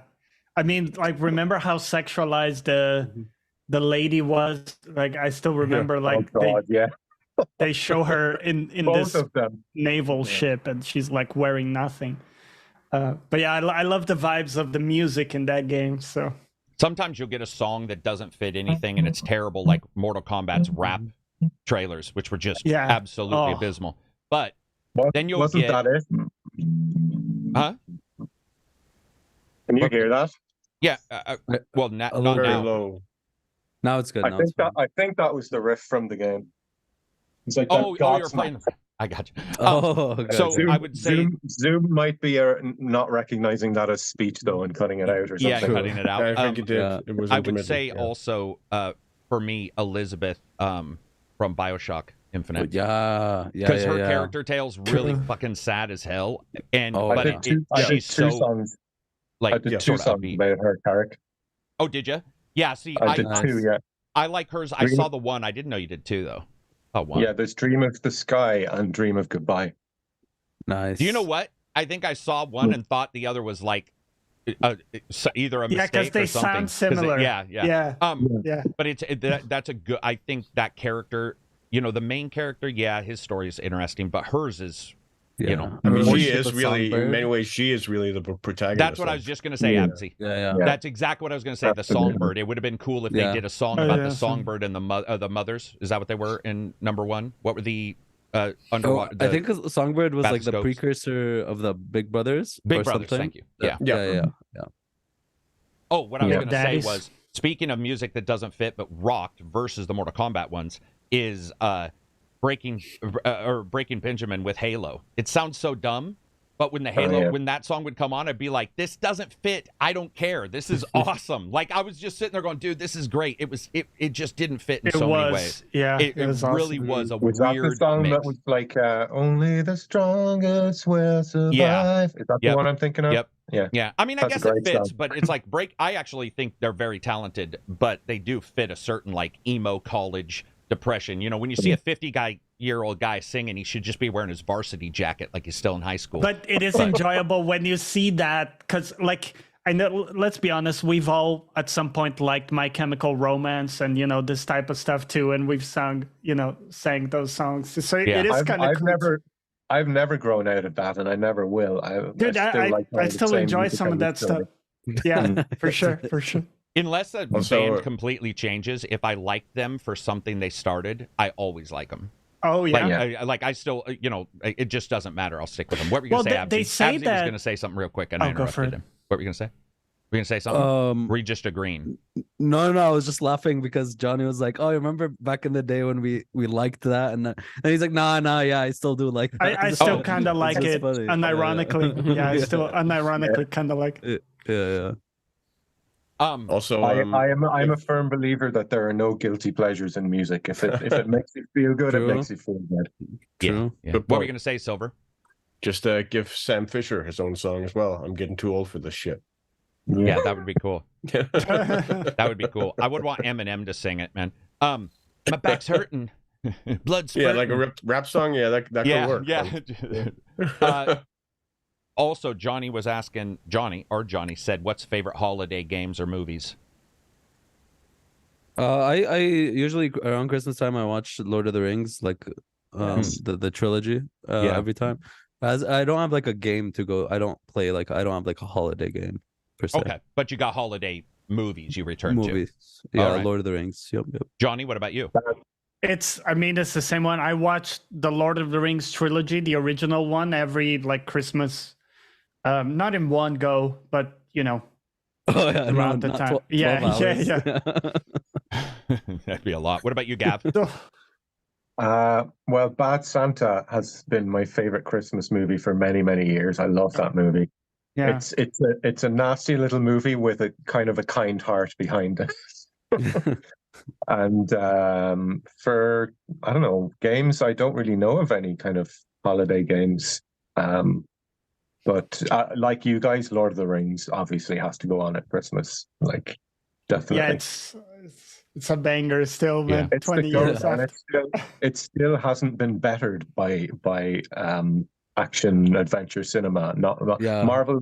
This is maybe controversial in today's era, but let it go. I'm an old fart. Nothing Marvel has or ever will release comes close to nothing held an inch, dude. Nothing. In terms of artistry and in terms of emotional punch and cinematography and music, no, it's just a whole other level. Like I never watched something that got the same feeling when the elves came at like the Helm's Deep, dude, and just that fucking feeling. Oh yeah. And like when you have the Aragorn speech and he's like for Frodo and he's like a little tear, like let's go. Or I can't carry it, but I can carry you. That's good. That's kind of dumb, but still. I saw that movie 5 fucking times in the cinema, and like every dude in the audience was like, yeah. What about you, Silver? I mean, there is one movie I watch pretty much every New Year's, which is an old one. Blake Edwards, The Party. I don't know if people here are familiar with it. Starring Peter Sellers. It's not quite politically correct anymore because Sellers is in blackface playing an Indian, Kundivi Bakshi. Pretty risque. Yeah. That's doubling down. Yeah, I love Tropic Thunder, dude. But it's really Yeah. like in Danish the title is "Come and Wash My Elephant" because he is like the worst party guest ever, and he gets accidentally invited to this massive Hollywood party. And the moment he gets to the party, everything starts to go disastrously wrong, and it just escalates. The disaster just escalates throughout the evening with like typical Blake Edwards like slapstick comedy. It's a really, really funny movie. I think it still holds up. Sellers is really funny in it, and it's sort of a New Year's tradition for me to watch that. Mine is The Thing, John Carpenter's horror movie set in Antarctica. That is one, and then Christmas Vacation. And yes, I watch them one after the other every year. I put on Dude, The Thing. it's funny you mentioned that Christmas Vacation because I watched The Thing again recently. Yeah, after many years, and it's still that movie holds up so well. Dude, it's it's still. Yeah. I mean, it is ridiculous. It is ridiculous how it still is scary a little bit. It's still like, oh, what the hell? And then Christmas Vacation, because it reminds me of my family. Yeah, just the because stupid shit that happens. They had the perfect balance of not showing the bad guy and then showing it in a in a good, effective way with practical the music effects. as well. The music in that movie. Is there any like? It's so great how they just made like two notes so iconic. Just dun dun. True. Yeah. Recognizable instantly. Yeah. There's also another short. This is a short film, but this is a complete total tradition in much of Northern Europe. It's originally a German short film called The 90th Birthday, which is shown for New Year's. Runs around 15 minutes. And it's basically just a sketch of an old 90-year-old sort of British lady having her 90th birthday dinner party, but all her old friends have died. And so her butler now has to go around the table drinking for every one of them and impersonating every one of them to sort of placate her as he goes. And then he gets increasingly drunk as he goes around, and he serves all the courses until the dinner is over. And that's another pretty funny sort of tradition, and it's a tradition throughout much of Northern Europe to watch that through Germany, Sweden, Norway, Denmark. When you guys were kids, did you have The Snowman? That fucking short film that traumatized every kid in like the UK and Where Ireland. It Comes Alive? No, we did not. Where It Comes Alive? Yeah. And spoiler, at the end it melts. Yep. And the little boy's friend, like the little boy has this magical night with his snowman friend, and then the next day his snowman friend is dead. It's fucking traumatizing. Merry Christmas. And it's where that gorgeous song "Walking in the Air" came from. But like, holy shit, is it depressing? For me, one of the ones that cracks me up is because we do National Lampoon's Christmas Vacation. When I was a kid, I didn't know what family not getting along was like, because we had we all knew. I guess as a kid maybe I didn't pick up on it, but then as you get older and you do a big Christmas and like a group that comes over you have nothing in common with, or argumentative or whatever, and I started like looking at it going, shit, man, I might be living in that movie right now, and it's like he goes out to hide basically from his family, and I'm like, oh yeah, I get it, I totally get it. And I love my family, but it's like you get that many people together, you're gonna have somebody that just doesn't jive. And I just thought I thought Christmas Vacation was awesome. Rick Gavin, happy Christmas, fellas. I just want to say thank to each of you, all the guys, for everything you do on the pod. It's helped me so much over the years, and especially this year for me personally. I have a question from a topic a good few months back, and I thought we all needed an update. Oh, here goes. How's progress on the ACG GigaChad and GigaChadette sex bots coming along? Have you found a suitable liquid reservoir for use in self-cleaning equipment? Oh, my God. I forgot about that. Was that last year? When I was talking about AI? It was this year. Bots? The GigaChad sex companions. Yeah, well, listen, that was brought on by Cyberpunk, I'm pretty sure. Thankfully, because I counted the sex bots in Cyberpunk, and it dawned on me the division of labor was well beyond what any cleaning supply company would ever be able to support. But no GigaChad or Chadettes yet. We never figured out the intricacies of the cleaning systems. Yeah, I still remember having that conversation going, this podcast is going to last for like 1 week. Next up, Rick says, no question. Just wanted to say, I hope you all have a boss holiday period and keep the podcast flowing. I rarely get to catch live, but I never miss a show in the morning after.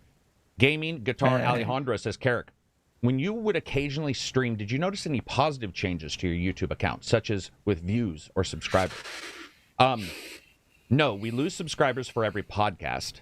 If you mean on Twitch, no, they are separate entities, which is why I've joked about like Carnage. When I mention him on YouTube, some people are like, who? And then when he mentions me on he's done it a couple times on podcasts and been like, go check out his reviews. People are like, what? So it's just a huge division between Twitch and YouTube. We're thinking about doing a multicast, but I just want a couple podcasts to go well with no technical issues, knocking on wood, before I decide to go crazy on that. But no, I have not noticed that kind of stuff, to be brutally honest. The podcasts don't get seen by a bunch of people. So what happens is YouTube thinks that like they're terrible content for the channel, which hurts you. And then, you know, people who subscribe think if I do 2 podcasts a week, it means I'm never doing my reviews again. And so you do lose subscribers. Maybe in the long run you don't. But Kasirius says, to the guest of honor, this podcast and the rest of the gentlemen, any specific track from this year you'd like to shout out, or a composer this year? Go for it. Yeah, I have. So there's honestly there's like 2 songs that really stood out for me. The first one is by Poe, and it's This Road. It's an Alan Wake 2. It's the one that keeps playing after every Alan Wake segment. And what I really love about it is not only is it very, very, with its instruments, its composition, it's the lo-fi track, by the way. With its composition, it changes. I can't say this without spoiling, so I'm not going to say it, but it twists adjusts, and turns. on. It adjusts depending on stuff, and the final 9-minute version is towards the end, and it's just so well crafted. And my favorite this year, like the one that just stunned me completely, is Masayoshi Soken's Bahamut theme from FF16, and that one's like a classical symphony, and it's fucking. It's so badass, but at the same time, it's beautiful and it's uplifting. But at the same time, it's like ethereal and super hype, and they have some bangers in that game, man. It crescendos like do you know that type of crescendo that happens that like kind of reverberates through your soul and it goes out and you start like almost feeling like you want to tear up and shit, especially with the scene that was going on. That song absolutely demolished. So that is like a really sick song. I think it's like a classic, like an instant classic for sure. Yeah. What about you, Silver? I don't have a. It can be an old game, by the way, just one that you played in 2023. If you didn't play, because I know you don't jump onto every new game. I don't have anything that immediately comes to mind as an immediate shout out. No. Okay, no worries. What about you, Johnny? Yeah, I mean, that's a really good one. I think 16 had some incredible music. One that stuck with me from Lords of the Fallen, out of all games, the cleric lady. If you know, you know. There's a cleric lady you fight in the game. Her theme song was incredible, and it stuck with me even after playing. I would like go back to it because I did have to retry her 10, 15 times because she was tough for me.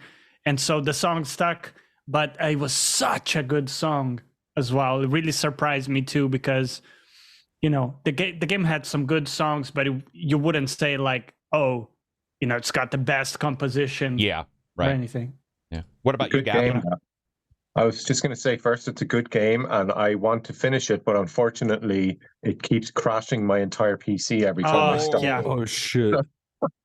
Oh shit! I think my favorite soundtrack this year was Diablo. Oh man, I love its lovely dark atmosphere. But in terms of musical pieces, in Phantom Liberty, there's a mission in which you're escaping a stadium. And holy shit, anyone who's played that mission will remember the music. It's absolutely incredible. It's like this really upbeat kind of like angry action music, but it has this like Japanese chanting over it. To my ear, that's what it sounds like. Or maybe it's like a Bulgarian choir or something, but he's chopped up the choir to make it kind of very cyberpunky, and it's just fucking amazing. And it really, really adds to what I thought was the best mission of the year, actually, that whole stadium mission in Phantom Liberty. But yeah, that one piece of music really stood out to me this year. For me, I have... Oh, go ahead. Sorry, I apologize. And all of Diablo. A lot of people mentioned Diablo. I haven't got a chance to fully play it, but Diablo's audio entire whatever seems to be high level. Voices, sounds, music. I mean, sounds maybe aren't as big of a deal for some people, but I think overall they hit. For me, there's no particular soundtrack itself, but there's pieces. So the first is from Hogwarts Legacy. When you go into the inventory, in the main menu, there's some. I don't even know how to describe it, but there's something about it that I remember, and it happened with Far Cry 5's title screen and Outer Worlds title screen, where I was like, "Oh my god, this will be an earworm forever. It's just never gonna leave," and it gives me a sense of like nostalgia, even though I'm not nostalgic for Hogwarts. That whatever, I'm sure there's science behind what they play to make you feel that way, but that worked. And then I remember you talking about the Far Cry 5 soundtrack on the last time I did this podcast. Dude, I don't even like that type of music, and I was just like this. When that title music starts up, I'm like, yeah, I get into it. The other was, one other was Bramble King. Bramble King is like unsung hero, and I'm telling you guys, if you haven't played Bramble King, you've lost out on. You might as well just pack up 2023. So Bramble King has an enemy or a boss that's playing the violin to attack you, and doing sound waves like the Star Wars sonic mines in what was it? I think it was 1 or 2 with our and they go out and blow up the mines, and you're trying to dodge those waves at the same time. And the other one, just real quick, the other one is not a soundtrack of the year, and I don't think it's listenable in the way people expected, and that is Starfield's.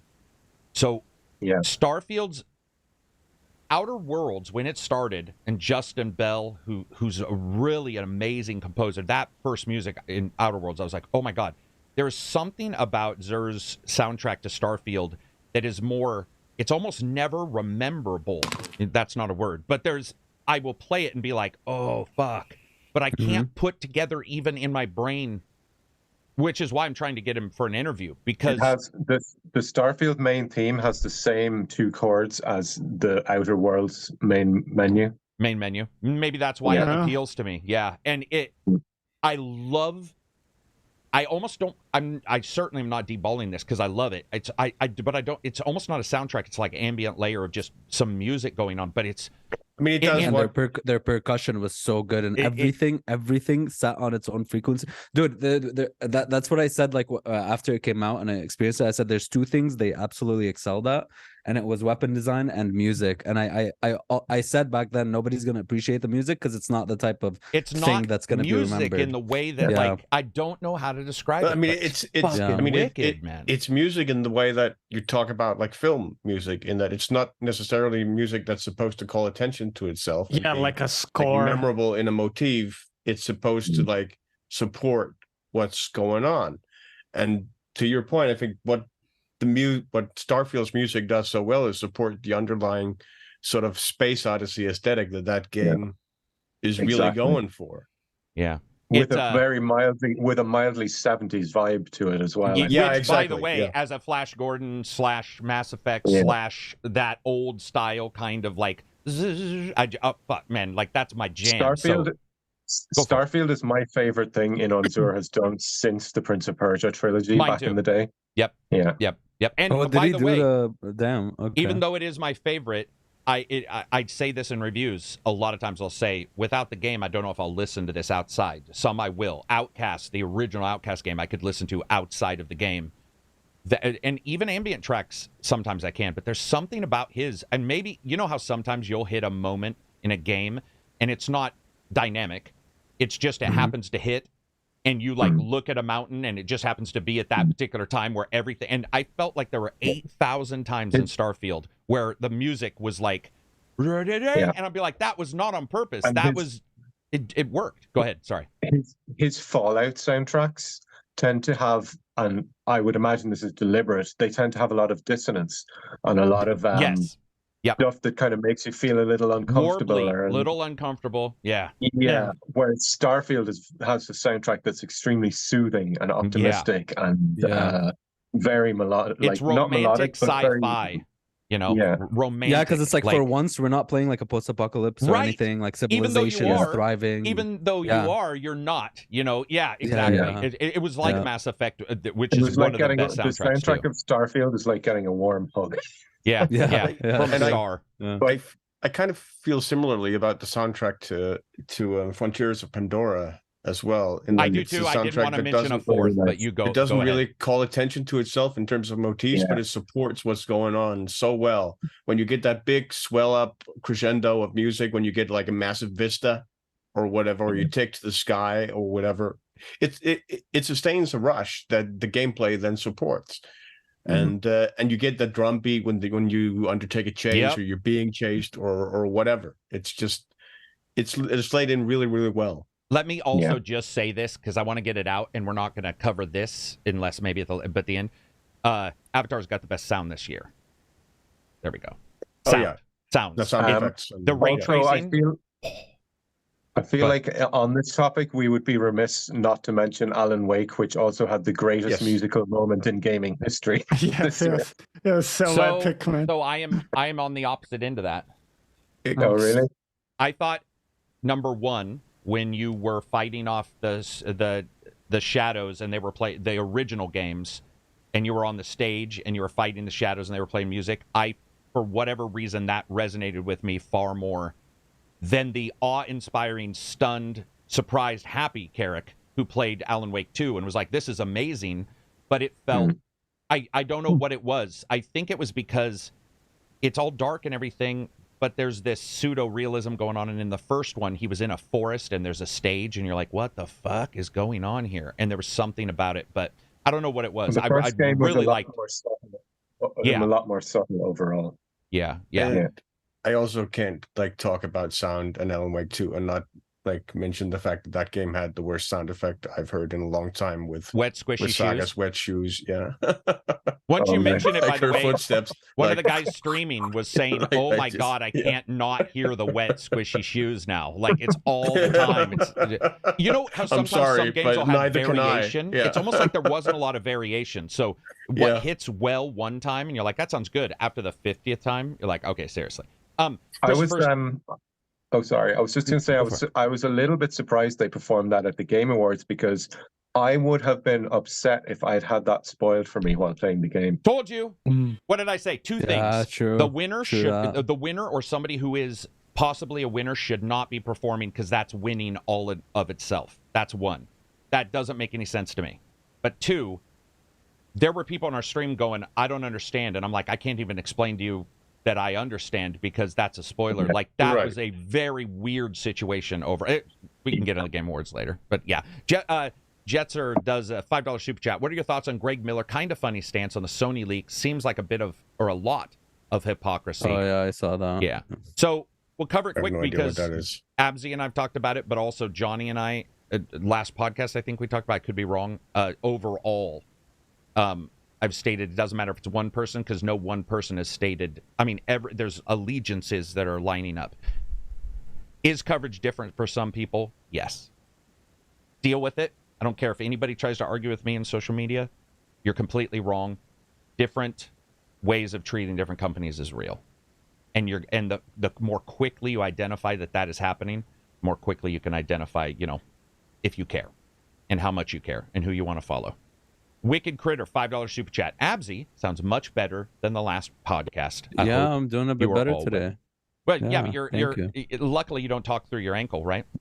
Is your ankle still in the cast? No, but no. It's I actually took off the cast yesterday on my own because I was like, yeah, fuck it, I don't need it anymore. But you went from a hypochondriac to somebody who doesn't give a shit about nothing. You're gonna like, yeah, I'm completely over that shit. My foot is swollen as fuck. It's hilarious actually. But no, I had a cold last time. That's why I had a cold last time. Sounding like shit. People were bringing it up. What? They were bringing it up in chat. When we were in chat, they were like, man, Abzi sounded beat the fuck up. I was like, I know, man. I almost did that podcast alone. Chicken Fusion says, China is cracking down on online game monetization. Online game operators will be prohibited from rewarding players from logging in every day, which is what we see on mobile, right? Or if they spend for the first time or consecutively, also what we see on mobile.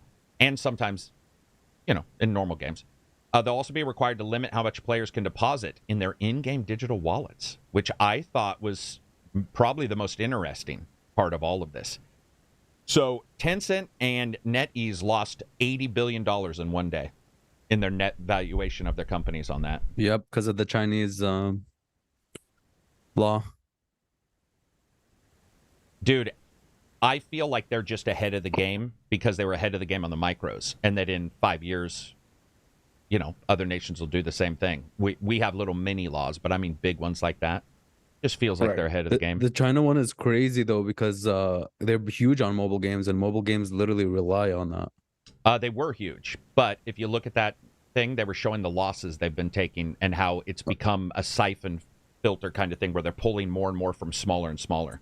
And so they're trying to switch to our style of game release, which is the AA's, AAA's that have no monetization. That's why I think they're ahead, because everybody does this, right? And, there's but with the Chinese market, like all of them having that law, I feel like we're going to see way less microtransactions from all kinds of games now, because it's a massive market. Yeah. Ravno says, is this Chinese thing new or the old one? Literally new. That's why I said it's starting. Yeah, just passed. That's why they lost 80 billion in one day. If it had been a year ago and they suddenly lose 80 billion. Stocks now. yeah. So, I don't mind some micros at all, but I think the systematic stuff is even, is really weird. Sign in each day. Sign in every day and you get a Christmas bonus. Sign in. You're just like, dude, this is creepy, man. Like, I don't know about... And then when you don't, you get the emails. Yeah, I don't know if I agree with limiting somebody's... So I'm pretty free speech, free life, whatever. I don't know if I agree with limiting the amount somebody can spend on something, but it might as well go the safe route, I guess, on that. But I don't know. I don't know. What was the game that maybe it was a Ubisoft game? There was a game last year or the year before that started sending people emails saying, we noticed you haven't played in a while.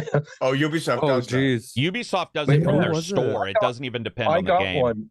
I think it might have been actually Assassin's Creed, they were like, noticed you haven't played in a while, and I'm like, Jesus Christ, guys! I get them from Activision. Activision sends them. I've never gotten that, but I've heard of a game that has. Yeah. Well, just so you guys know, I could be mistaken now. I don't want to call out Ubisoft if it wasn't them, but I do remember Ubisoft definitely. I mean, I've received multiple. Yeah. And just so you know, there's a check mark. You can go in and quite literally uncheck that. Because it'll go live for each game. You can't uncheck it in the major store. Because I remember it was for a single-player game. That's why I was surprised by it. Yeah.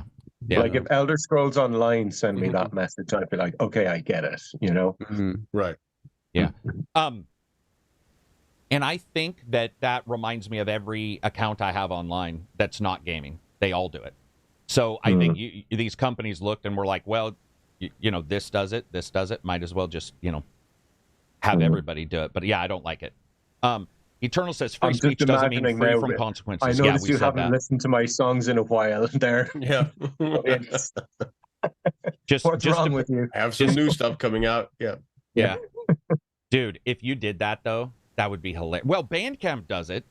Bandcamp does have a thing that's like, well, no, I think they just say these artists you follow have released something new. Yeah. But Ubisoft probably said we have new DLC and you haven't played it. So I don't know. See, that's the thing is, we have a tendency to pick on some companies Ubisoft and we don't kind on of others. Tries to sort of frame it in a kind of fun way where it's like, oh, you haven't been back in, come back and save the world or whatever. Yeah, they try and give you FOMO. Yeah. Ravno says ACG, lots of companies do this, not just Ubisoft. Sadly, I purged my old emails so I cannot go back and list them all. We don't need to. I don't give a shit about like shame listing. I said it right starting. I know it's not just Ubisoft. It's just they're a big company. People remember them. It's just one of the things that people do.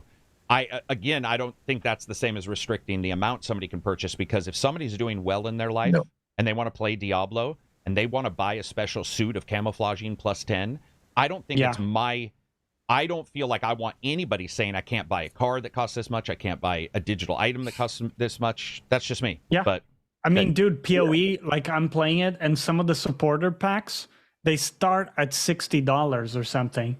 and they go to Yeah, like Lucitan keeps trying to make me buy 120, 180. Yeah, it's insane. For a starter pack for a game?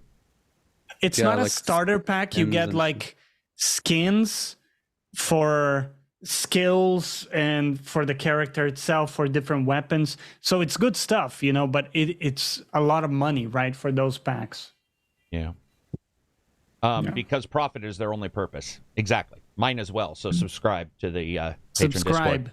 Next up, when it comes to Gav, this is a topic I wanted to ask you in particular. When you are looking at games, TV shows, do you...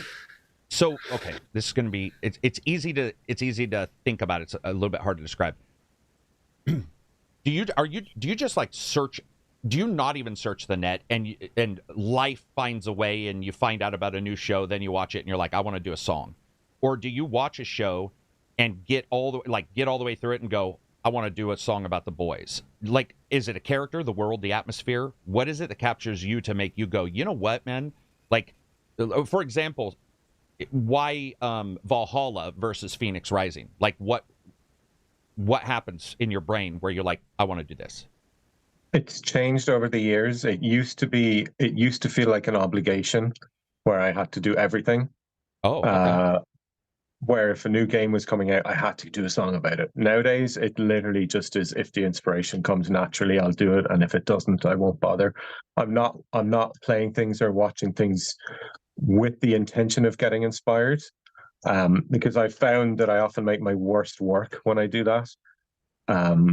And actually, funny enough, the Starfield song, our little flop, I actually wrote the chorus to that a year ago when I was watching the trailers for the game. And I wrote it about what I thought the game would be like, you know? But no, I'm not out there looking for stuff for songs all the time. Definitely not. Like, I've only just watched The Wire for the first time this month, and it was just nice to just watch something just to enjoy some piece of media and not have to think about writing a song, you know. But no, these days, definitely I don't search out things for songs. And actually, I'm kind of moving more away from the pop culture stuff this year anyway. So, but then something like Elden Ring will come along where literally when I was playing that game, I was having a new song idea every few hours. It was just naturally flowing. And like I said before, the reason I picked Valhalla, which was specified in the question, was because the song just came to me in the shower. So that's why Valhalla got a song and not Immortals. Interesting, just so you know, I that's my mistake. I actually thought you were saying you were going to do a song and the idea you had already been percolating for Valhalla. I wasn't planning it at all. I see. So you were in the shower not thinking of doing Valhalla and saw yourself in the mirror, you're ripped, and you were like, dude, let's do a song about A4. Exactly. And really the song is more just about history, really, and kind of Nordic culture and mythology. But also there was kind of a lot of controversy around Ubisoft at the time, and I don't like getting involved in that kind of stuff. But we found a compromise, which was the first month of profits from the video all went to a women's charity in Canada. So I figured that was a good compromise on that level. But in terms of like picking songs, I know this sounds so pretentious, but these days I just let the song pick itself. Just so you know, I do not think that's pretentious. I think that's the best way to get a good song.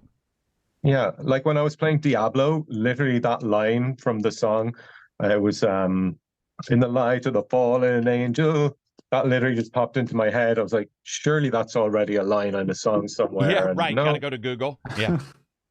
It was the same with Valhalla calling me. I was like, surely someone's used this. This has to be already in a big song, and it wasn't. So I was like, wow, okay, I'm going to take that. Good that you didn't call it Ragnarok Valhalla, because God of War would have come after you. What a terrible naming convention those two games have. Yeah, I've always wondered about it, because like when you do YouTube, you know, you have to look at a big game, a small game, sort of what your return on time and investment is going to be. One of the things I like about yours is you don't. I think that was what was really fortunate about Valhalla Calling blowing up, because that song now is just, I kind of see it like a day job in the background that frees me up to just make what I want. Yeah.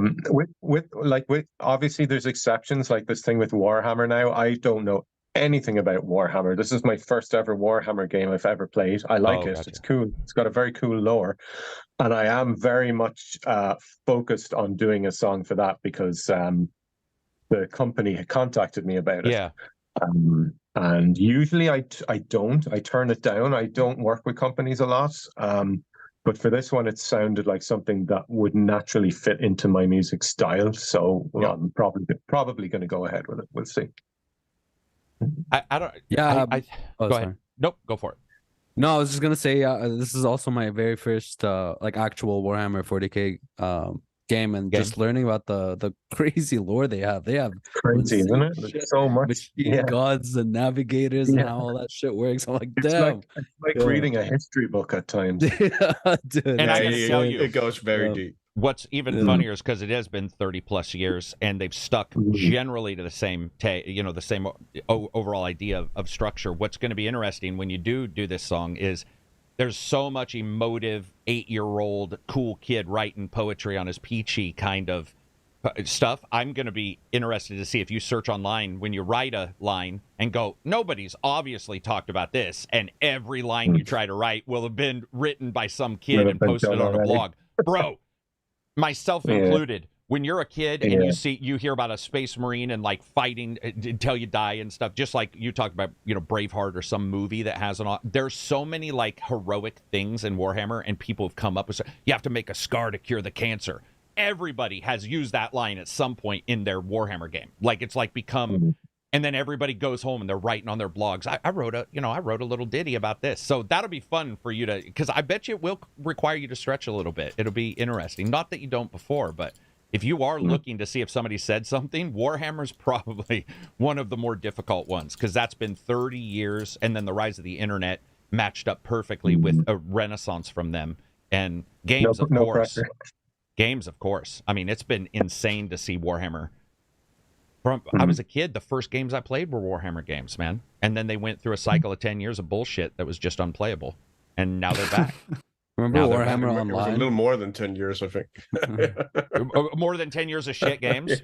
Bro, remember? They were the... excuse my language, but everybody knows I use this term lovingly. But they were the whore of Babylon when it came to who they would sell their IP to. I could just say KARAK Unlimited...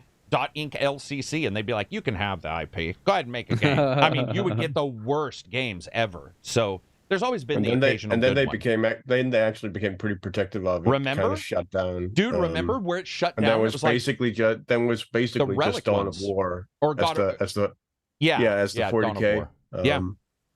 Yeah, those were not good times, but it was good to have them crunched down a little bit.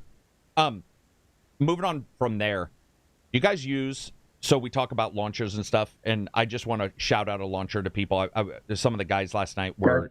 Sorry to interrupt you, but do you guys do an intermission at any point? Because I just would like to get some water and use the bathroom. You do whatever you need to do. No worries. Make sure the wife's okay. We don't even know what intermission is. All right, but I do want to shout out for 1 minute Playwright, because people were talking about using a launcher for their multiple stores, and I went back and started checking out Playwright again. And I know Good Old Games has Galaxy, right? Good Old Games or Good... Yeah, whatever. They have Galaxy. So if that bothers you and you want to have one store, but I can say that there are some glitches with all of them when it comes to how they handle some launchers and stuff. So be aware. But if you're looking for a launcher, Playwright or Playwright, right? Yeah. I'll check right it out. As in right, WR, or right as in RIGHT? Play Night. I was calling it Playwright. Play Night. Yeah. Yeah, and it's cool because it just merges all of them into one, so you can just hit library and see them all, or sort by Epic, EA, blah, blah, blah. It's for people who that's a thing for them. It's not a thing for me, so I wanted to check it as curiosity if it was, because I used it for a while, and then I was like, whatever, I'll just open whatever launcher, but I know it bothers some people. Is there anything this week that's been huge news that we want to cover? Like, we talked about the leak so many times. I just feel like we talked about the day before. It's just, I'm trying to think if there's anything even that really. Did we talk about the other one that oh wow, came out around? This news just launched. What? Versus Evil shutting down the publisher. Yes, true. That just happened. Yeah, versus and Evil. Lance James got. They're publishing Broken Roads soon. But they published a failure of a game called Stray Souls recently as well. I know, but they're smaller, Yeah, so they're going to handle some of those. Yeah. Yeah, versus Evil shutting down. They had some good ones, some bad ones, but they're not making them. Again, I just want to make sure people understand. They were the PR / I think they've done some publishing as well, obviously. But wow, after 10 years. Dude, this industry is in rough shape. That's some bad news. Let's jump to something good. Jesus. Man, that sucks. Anyway, anything, let's talk about good stuff. Anybody in chat have anything good? Go for it, also, as opposed to the day before, I think Once Human, I think, is shaping up to be one of the coolest Daisy thing ever. It's actually really cool. It has like vibes of Control, kind of like weird SCP stuff, but it also is like, it's not only just a survival game, but it's also like a looter shooter and stuff, and there's like progression and skills, and the shooting looks good. Usually those games have shit shooting, shit melee, shit combat. This one actually looks really, really cool. I'm excited for it to come out. It's called Once Human, and it's going to be free to play with cosmetic microtransactions, I believe. Dude. But when they said it's free to play, I was like, oh shit. But I always got that reaction. I live in a weird world where now early access feels worse than free to play to me.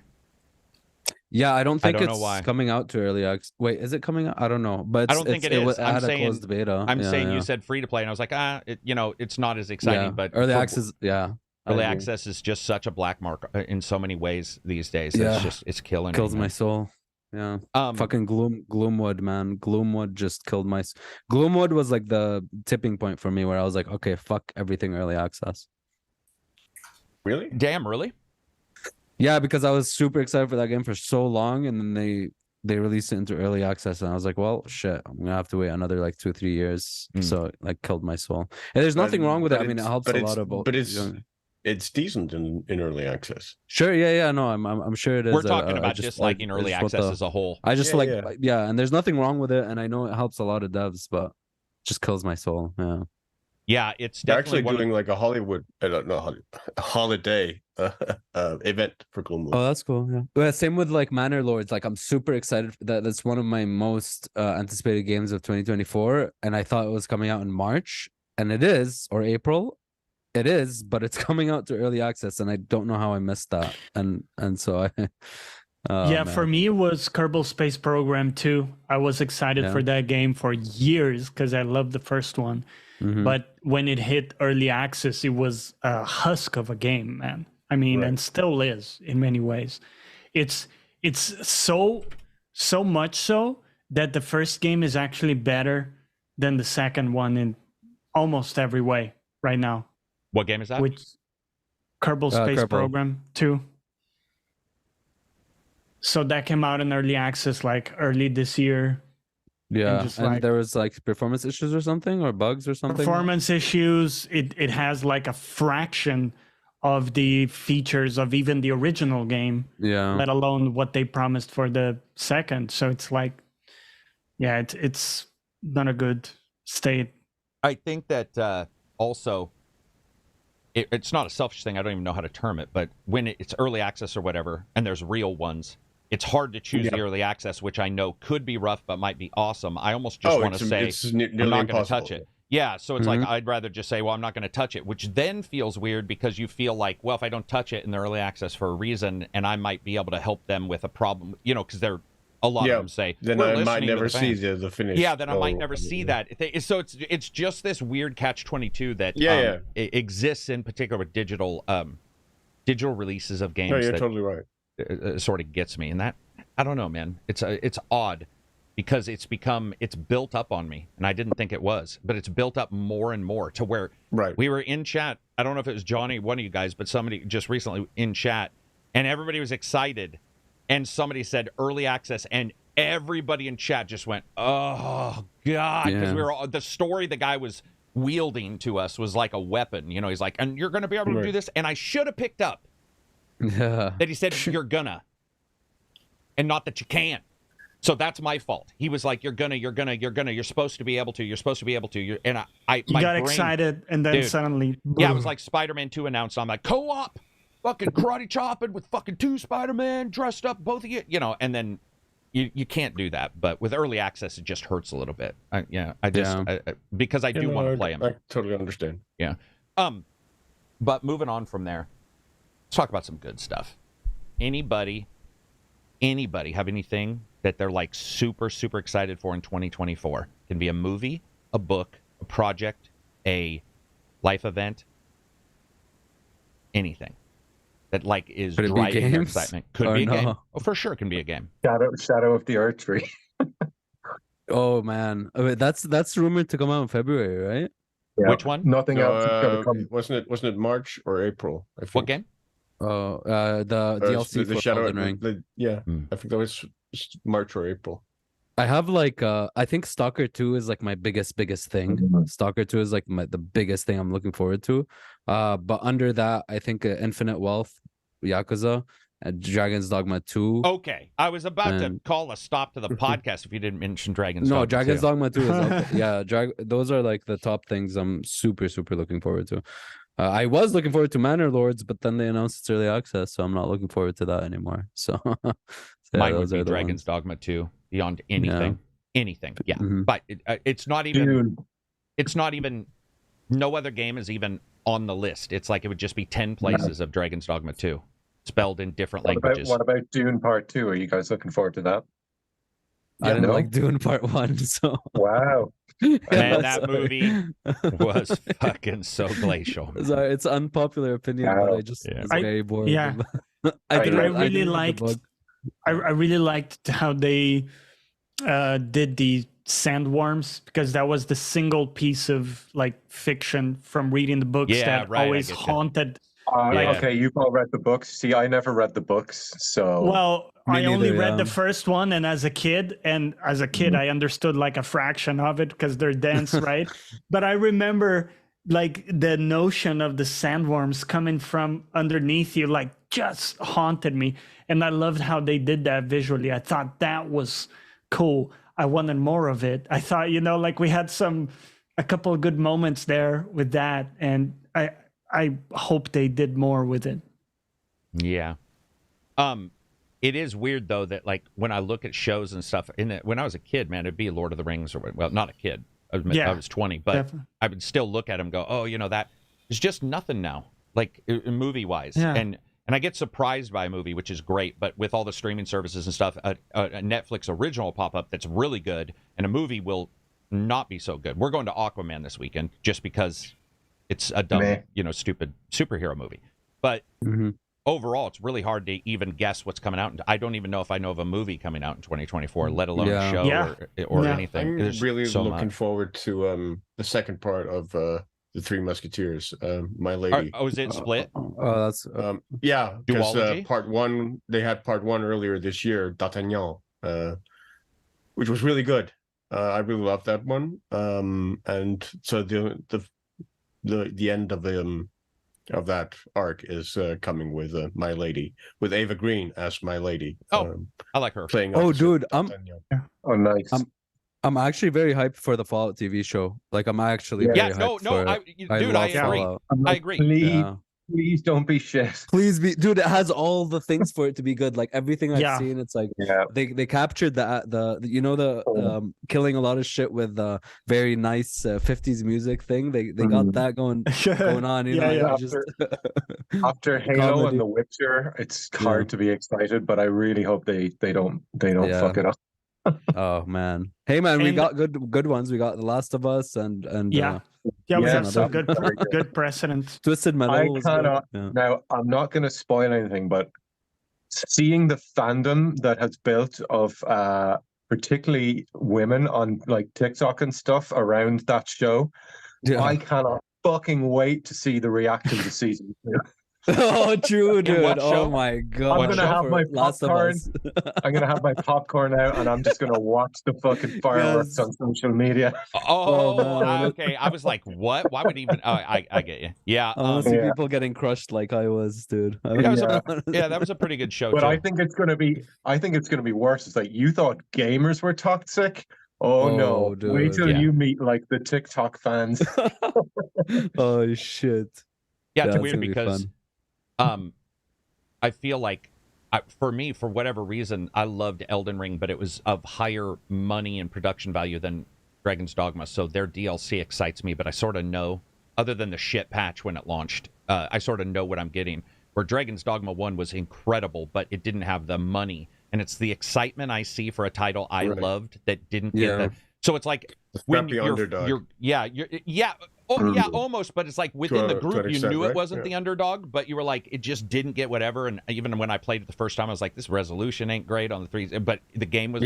And now you see it and you're like, still some roughness, but the stuff that you could do, I'm just like, oh my god, please nail this, because to me, the idea of them saying it's sold really well and Capcom's doing well. I got it. Hats off to Capcom, man. Their release stuff they're doing pretty phenomenally.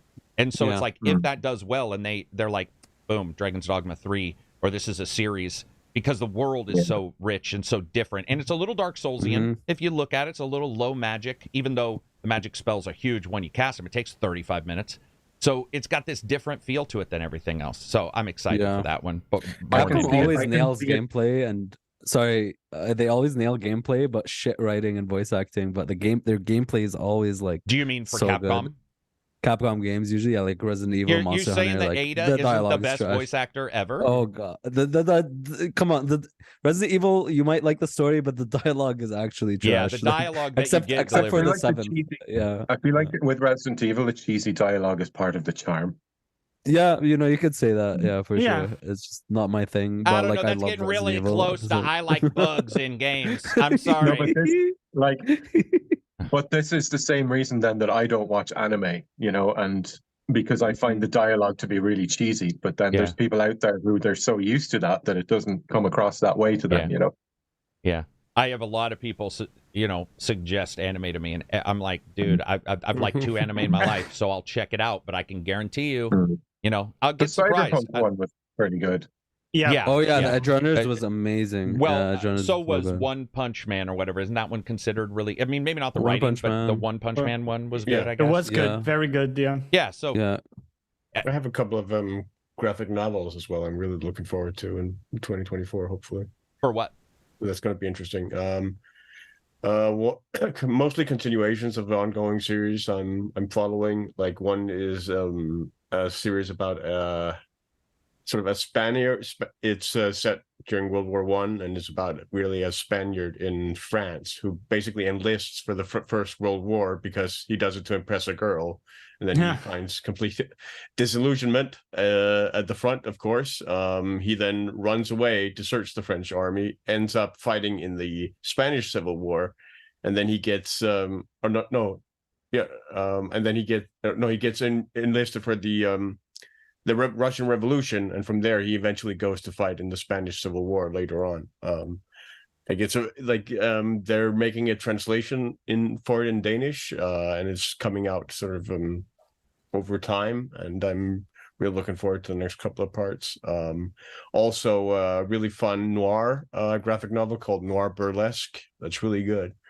And of course, Blueberry, which is the ongoing or the long-running Western series, originally drawn by Jean Giraud, better known as Möbius, for 30 years, which is coming out in a massive collection that's still ongoing. I should say there is one thing I'm looking forward to in 2024. I can't believe I didn't say it. I can't fucking believe I didn't say it. Why did I not fucking say it? It's the one sitting in front of us. Like, it's the Switch 2. Like, to me, I am super excited to see, because the idea that there is a time where it is possible for a company to say, now coming on the PlayStation 5, the Xbox Series, and Switch 2 is going to be awesome. And I'm not saying it will be as good. I'm saying those guys have been held back by their tech for so long, and there's so many. When you see the 4K remix, which isn't even higher res or higher textures, they're just like upscaling it, and you see like Zelda, you're all, oh my god, these guys. Yeah. You know, you cut yourself on fucking yeah. I would love to play Tears of the Kingdom in 60 FPS. Exactly. I mean, it's not, for me, it's not only 60, it's the aliasing in some of those games are so sharp, you fucking get wounded. You know, rough, you look like a cutter when you go to school the next day. But the idea of that would be, dude, Switch 2 and pushing, because I'm a big fan of handhelds, pushing that series forward. Yeah, Switch 2 is it's also high on my list because it's NVIDIA. And everybody else is AMD. So I want to see what NVIDIA is doing in their pocket for power and efficiencies and changes. And I don't even care about like the Pro. I mean, I do in the fact that, oh, that's some cool tech, the Xbox Series XXL or whatever the fuck they call it. But the idea of a Switch 2, man, yeah, I'm really excited because they'll probably be OLED right away, which is nice. They'll, you know, better battery life, which is not, well, we hope. Well, yeah. Man, what if, because they like to do like new things. A way to back up your saves would be nice too, for fuck's sake. Yes. Or have like if you go on a bus, if you go on a bus and lose your Switch, you're not just losing your Switch, you're losing hundreds of hours of Zelda, you know? Yeah. True. What were you going to say though, Abzi? Or just Silver, sorry. No, no, go ahead. Silver, then Abzi. Oh, I was just okay. Abzi, then Silver. When do you guys go? I don't know if you guys can see it properly, but I just adore this cover for it. This is the one about the guy enlisting in World War One, Matteo. Just the art in it is just really striking. That's pretty cool. Nice. What were we going to say, Abzi? With your battery comment, no, I was just going to say like that. I feel like battery is the one thing they're not really honing in on and focusing on. And I feel like, what if, because Nintendo likes to do like new different things, what if they really, really focus on battery life? And go like, yo, 8 hours under max load, you know? What if they do that though? That's you, dude. That'd You're be like cool. You and Snoop Dogg, hot box in your gaming room. Just, I got an idea. What if? And no, I agree with you. It'd be the greatest thing in the world. I would love to. It would be if they figured out a dual, you know, some kind of like, I don't know how they, you know, a better chemical, because we've seen some battery improvements. But I have that 1X player, and that thing's so heavy because it's got the better battery. So you got 7 hours, but it's like fucking lugging around a small child. It is not fun for a long period of time. And the Switch is so nice and light. You pick up the Switch, it's like, oh, now it's only an hour and a half, you know, or 2 hours, whatever the battery is on the Switch. But yeah, I agree with you. I would love it. Johnny, were you going to say something, bud? I'm really excited for Rebirth, the second part of Final Fantasy VII Remake. You guys know I love it. And the reason I mentioned it is just because of music. You know, Gav is here today, and that is a game where a lot of the themes, I can hear like 1 or 2 notes. Like, you know, you give me the first 3 notes of Aerith's theme or whatever, and I get emotional, right? It's like, da, da, da. There's something about it. Yeah. It's weirdly enough, with that game, I like the bit versions more, like the older FF7 original. There's some like simplicity to it that, and if you compare it to the new one, like the orchestral stuff just muddles up a lot of things. You know? Do you think so? I love the reorchestrations. I get what you mean. Give a kudo to Abzi though, because I don't know if you've heard this, but Austin Wintory bitched to his eternal probably regret on Twitter about that soundtrack having a mixing you back. can't do that on Twitter, man. You can't do that on Twitter. Because I was saying I liked it, and so I was in that Twitter verse or whatever, and I got a tweet, or I got like, I wasn't tweeted or subtweeted, I'm saying it showed up as Austin Wintory was talking about it, and I'm pretty sure that was the game where he's like, dude, this is not mixed well at all. Because the mixing, because there's some stuff that isn't like overimposing on other stuff that needs to, and But I mean, how much of that, though? Chastised, I mean, it could be absolutely right. It could also be a choice. I don't think it is. But there are times where you do get a song where they like the instruments a little closer. And the thing is a lot of people don't know what that even means a lot of times. You know what I mean? So it's like somebody hears a song like Johnny and he loves a song. He knows music, so he still knows, you know, how to put. But sometimes there are songs I've liked where I realize things are close, but that's sort of just, you know, the way he wanted it. So I don't want to get in the fight between him and Austin. There wasn't a fight, but I think it's... Go for it, Gav. I was just saying, people have no idea how important mixing is in music, and how so many of your favorite songs, you might not know it, but part of the reason you love them is because they had a great mix engineer who put it all together. Yeah. So it's so funny because you can hear the raw like version prior to the mix, Gav, very often, and it's like it's unlistenable almost, like, you know, there's no punch, there's nothing like popping there in the song. So if people mastering engineers. Yeah. No, that's all right. Yeah, big time. Go ahead. What were you gonna say, Abzi? No, just shout out to mastering engineers, because mastering is that makes your brain implode inwards. Yeah. They're all very hard skills that take a long time to learn. And even after 20 years of doing it, I still outsource my mixing now, since I found a good mix engineer. And it does improve things to get that second ear in whose full-time job is doing that, you know? Yeah. I was going to say, if anybody wants, so the master class I took, he covered this for 2 full classes where he got a song and he mixed one instrument above the other for one song and then played it again and did another instrument above. And he was like, this changes the entire feeling of, you know, there's a couple YouTube where a guy's got a guitar riff that I love. And I DM'd him one time and I'm like, dude, I don't even know why, but this is amazing. He's like, oh, and he sent me unpublished YouTubes of like 5 versions where he had adjusted. Yeah. And I found that I liked the part I liked under everything, which is pretty rare. But I ended up, I sort of liked what I could hear, but there's this weird, and I'm the number one comment on YouTube. Pan to the side. I'm like, dude, I don't know what's going on everywhere else, but you've got this like in the background that I'm like, dude, that's my jam. Whatever's going on back there, don't put it anywhere. Leave it there. Like, that's awesome. Valhalla Calling was recorded in a small bedroom. And because of the mixing, it sounds like acoustics. It sounds like it's in a giant mountain range, you know? Yeah. No, that was one of my, actually, that was a big reason why I like the Starfield soundtrack, was the mixing. Yeah. Because of how everything sat there. Yeah. Yeah, however, or sometimes where you get, it's not necessarily diegetic, but where they do a little bit of stuff, probably using Wise or one of their software, you know, things, but where you go out into a big place and it's not only a big opening hero moment, but they also widen the ear part, and it feels like crystalline, like you're at the top of a mountain, and then the music's also playing.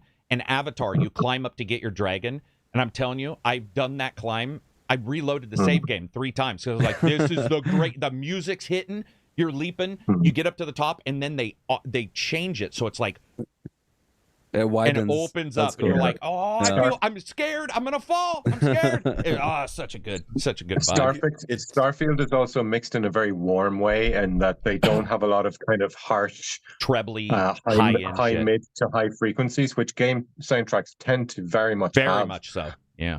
Well, that's I find that really it again adds to that kind of warm hug feeling that your ears are being massaged by the music rather than assaulted by it. Right. Yeah, that was a big thing where you can hear like saw basses and shit and like a lot of synths, and you're like, how the fuck is it not like going crazy right now in my ears? You know what I mean? Just stays on that calm level. It's so nice, dude. But I do want to point out, so I don't mind treble, but I do usually whenever I get a I always test the headphones and I sort of decide where they're supposed to be for my head. But I got to admit, there is the occasional one, though, that does hit the highs that I'm like, oh, where I don't know how to describe it, but you'll get that one like a synth or you'll get violin or something, and it gets really almost, I will say, almost uncomfortably high. And as long as it doesn't stay there, but it goes like, and there is a OC Remix. So I don't know. You guys probably know what it is. I know Abzi does. But OC Remix is a website where fans do remixes of songs. And there's one for Morrowind. And I can't remember the guy's name, but he does 3. And I think one's called like The Red Wall or whatever. And it's like, and it's almost to where you're like, God damn. Yes, but then it goes like that, and it sort of trails off for just a bit and then goes down. And I was like, that's a fucking roller coaster of a song, man. I'm like, I listened to that thing so many times. OC Great Remix dynamics. is awesome for that. Yeah. And I'm telling you, man, it was super close to being uncomfortable, but it was to redlining. Have you ever had that? Well, you guys don't, but when I installed speakers in cars, everybody wants bass, right? And I'd be like, okay, there's bass. And then there's car destroying bass, which is a real thing. You can fuck up the car. And then there's flutter bass, where your ears start to go and they can't hear anything. Yeah. And sometimes on that treble, I feel like my ears are just getting ready to go. It's expecting it. Yeah, or like you're underwater. If you dive down deep, and all of a sudden you're like, "Oh fuck, my head's gonna explode, man," or compress. There? Oh, go for it. I don't know if you could call it original mixing, maybe, but it's a large part of the reason why listening to like classical composers fills me with such a sense of like awe. Like that sense of, oh, this is where the string section comes in at this exact moment and at this exact level and this pitch to deliver this exact They didn't have mixers, so they had to do it with the arrangement. Exactly. And they did it with the note sheets, right? Yeah. They had to actually work for it. Yeah, yeah. And with the timbre of each instrument as well. Exactly. Yeah. Real quick, I just want to shout out, because I did bring it up. The guy is called The Wingless, and he's the one who does the Morrowind songs. And I'll put that link in the chat. But yeah, dude, those when you sit down great, and listen to like a Beethoven's Fifth Symphony or something, right? Yeah. And by the way, I'm just going to say, you control it with the tone of the instruments, because like an E6 on a piano is still going to be warmer than that same E6 on a violin. Yeah, right. Which has a harsher, high frequency output. You know, and I'm sure half of the chat is left, but I do want to mention that the earbuds, earphones are a thing, and you can get cheap ones that sound generally pretty good, and they play, and you'll be able to hear what I can hear. But then you do get a slightly nicer pair, and I'm not talking 2,000. I have a headset too. It's ridiculous. That's like audiophile pinky up bullshit. Like fuck those guys. But when you get ones that have a good range, they take a little power to run, and then you get a song that's got bass and mids and highs, and it can separate them all without just sounding like a cacophony of discordant bullshit slamming into your face. You get some of those really, really complex songs. They sound so good on good headphones, man. I brought my friends over, and once I showed them monitors versus stereo speakers, because they were all buying the creative home, the PC home theater, and I'm like, guys, ProSonus sells just flat monitors that are fucking wicked.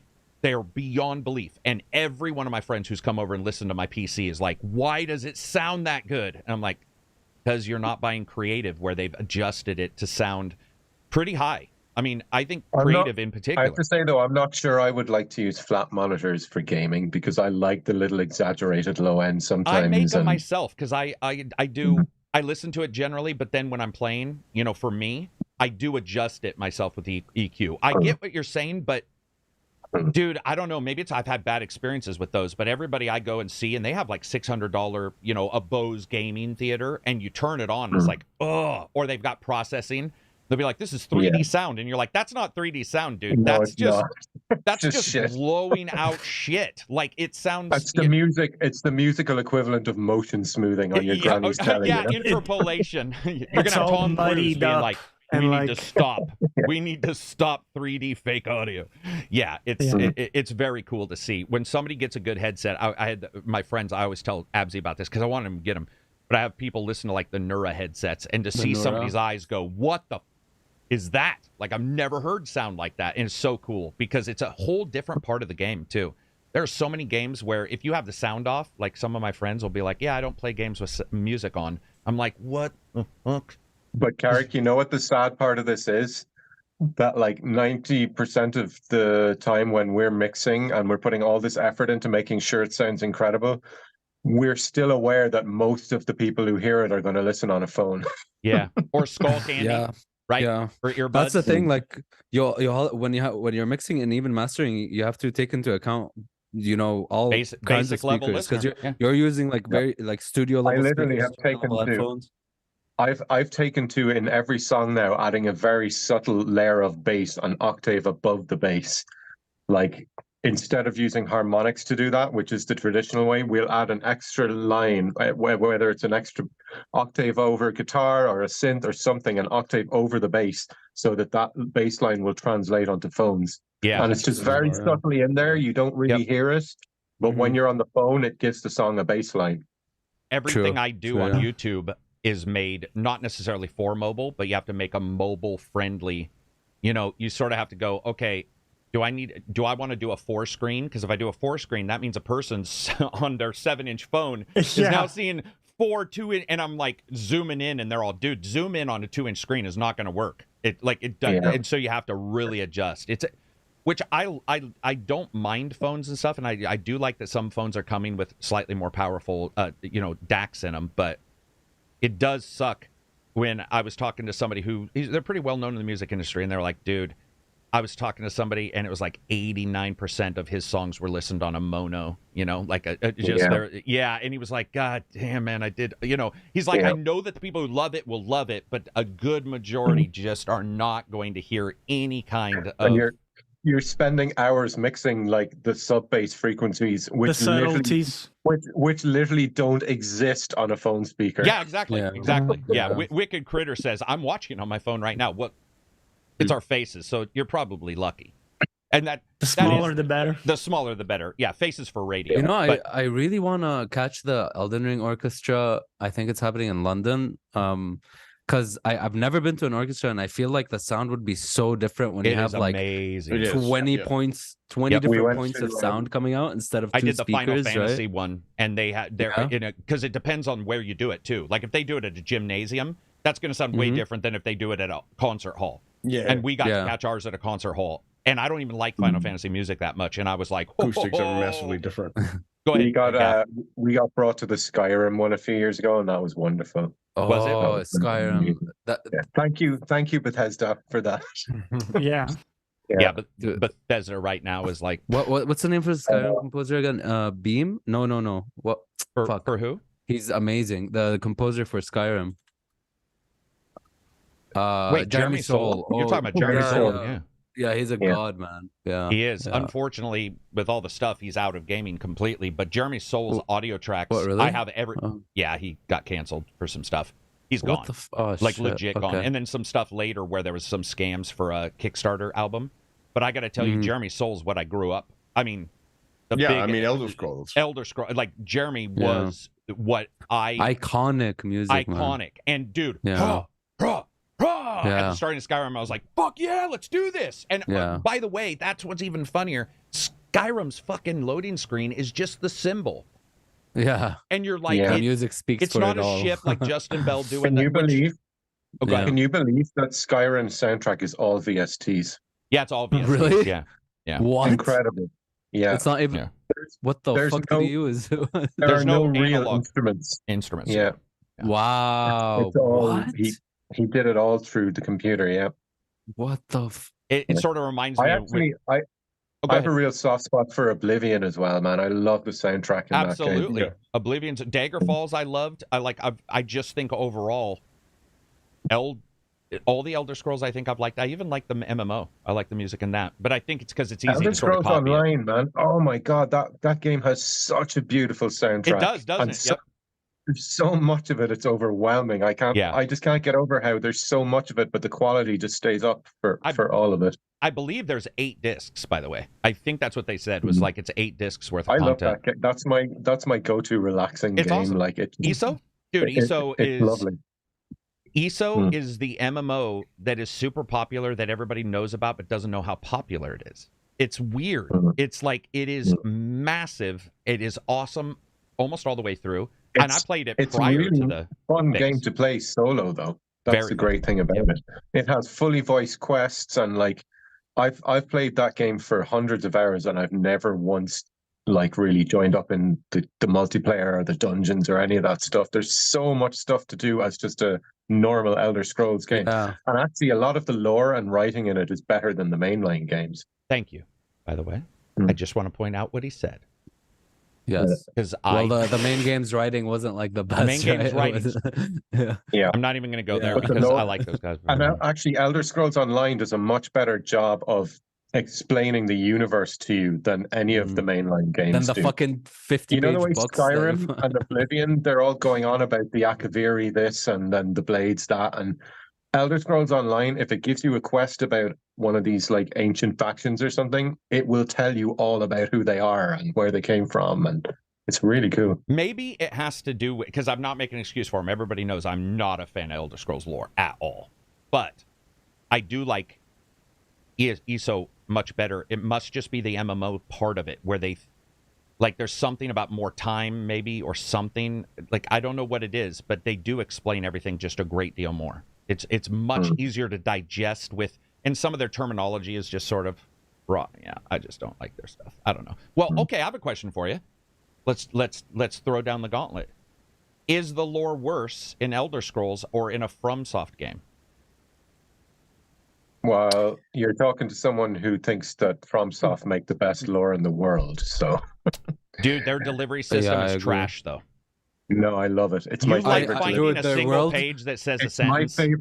It's my favorite lore delivery system in any artistic. Johnny, dude, when you go down, Johnny, I'm getting when you go down in like the catacombs and you see how like the roots are connected and you see like skeletons and dead people at the roots like going into the tree. Like I love their world building. Explain. I have a question. Yeah, no. Have you heard what Miyazaki has said about this? No, I don't think so. No, not specifically. He has explained that when he was first learning English, he used to read a lot of fantasy books.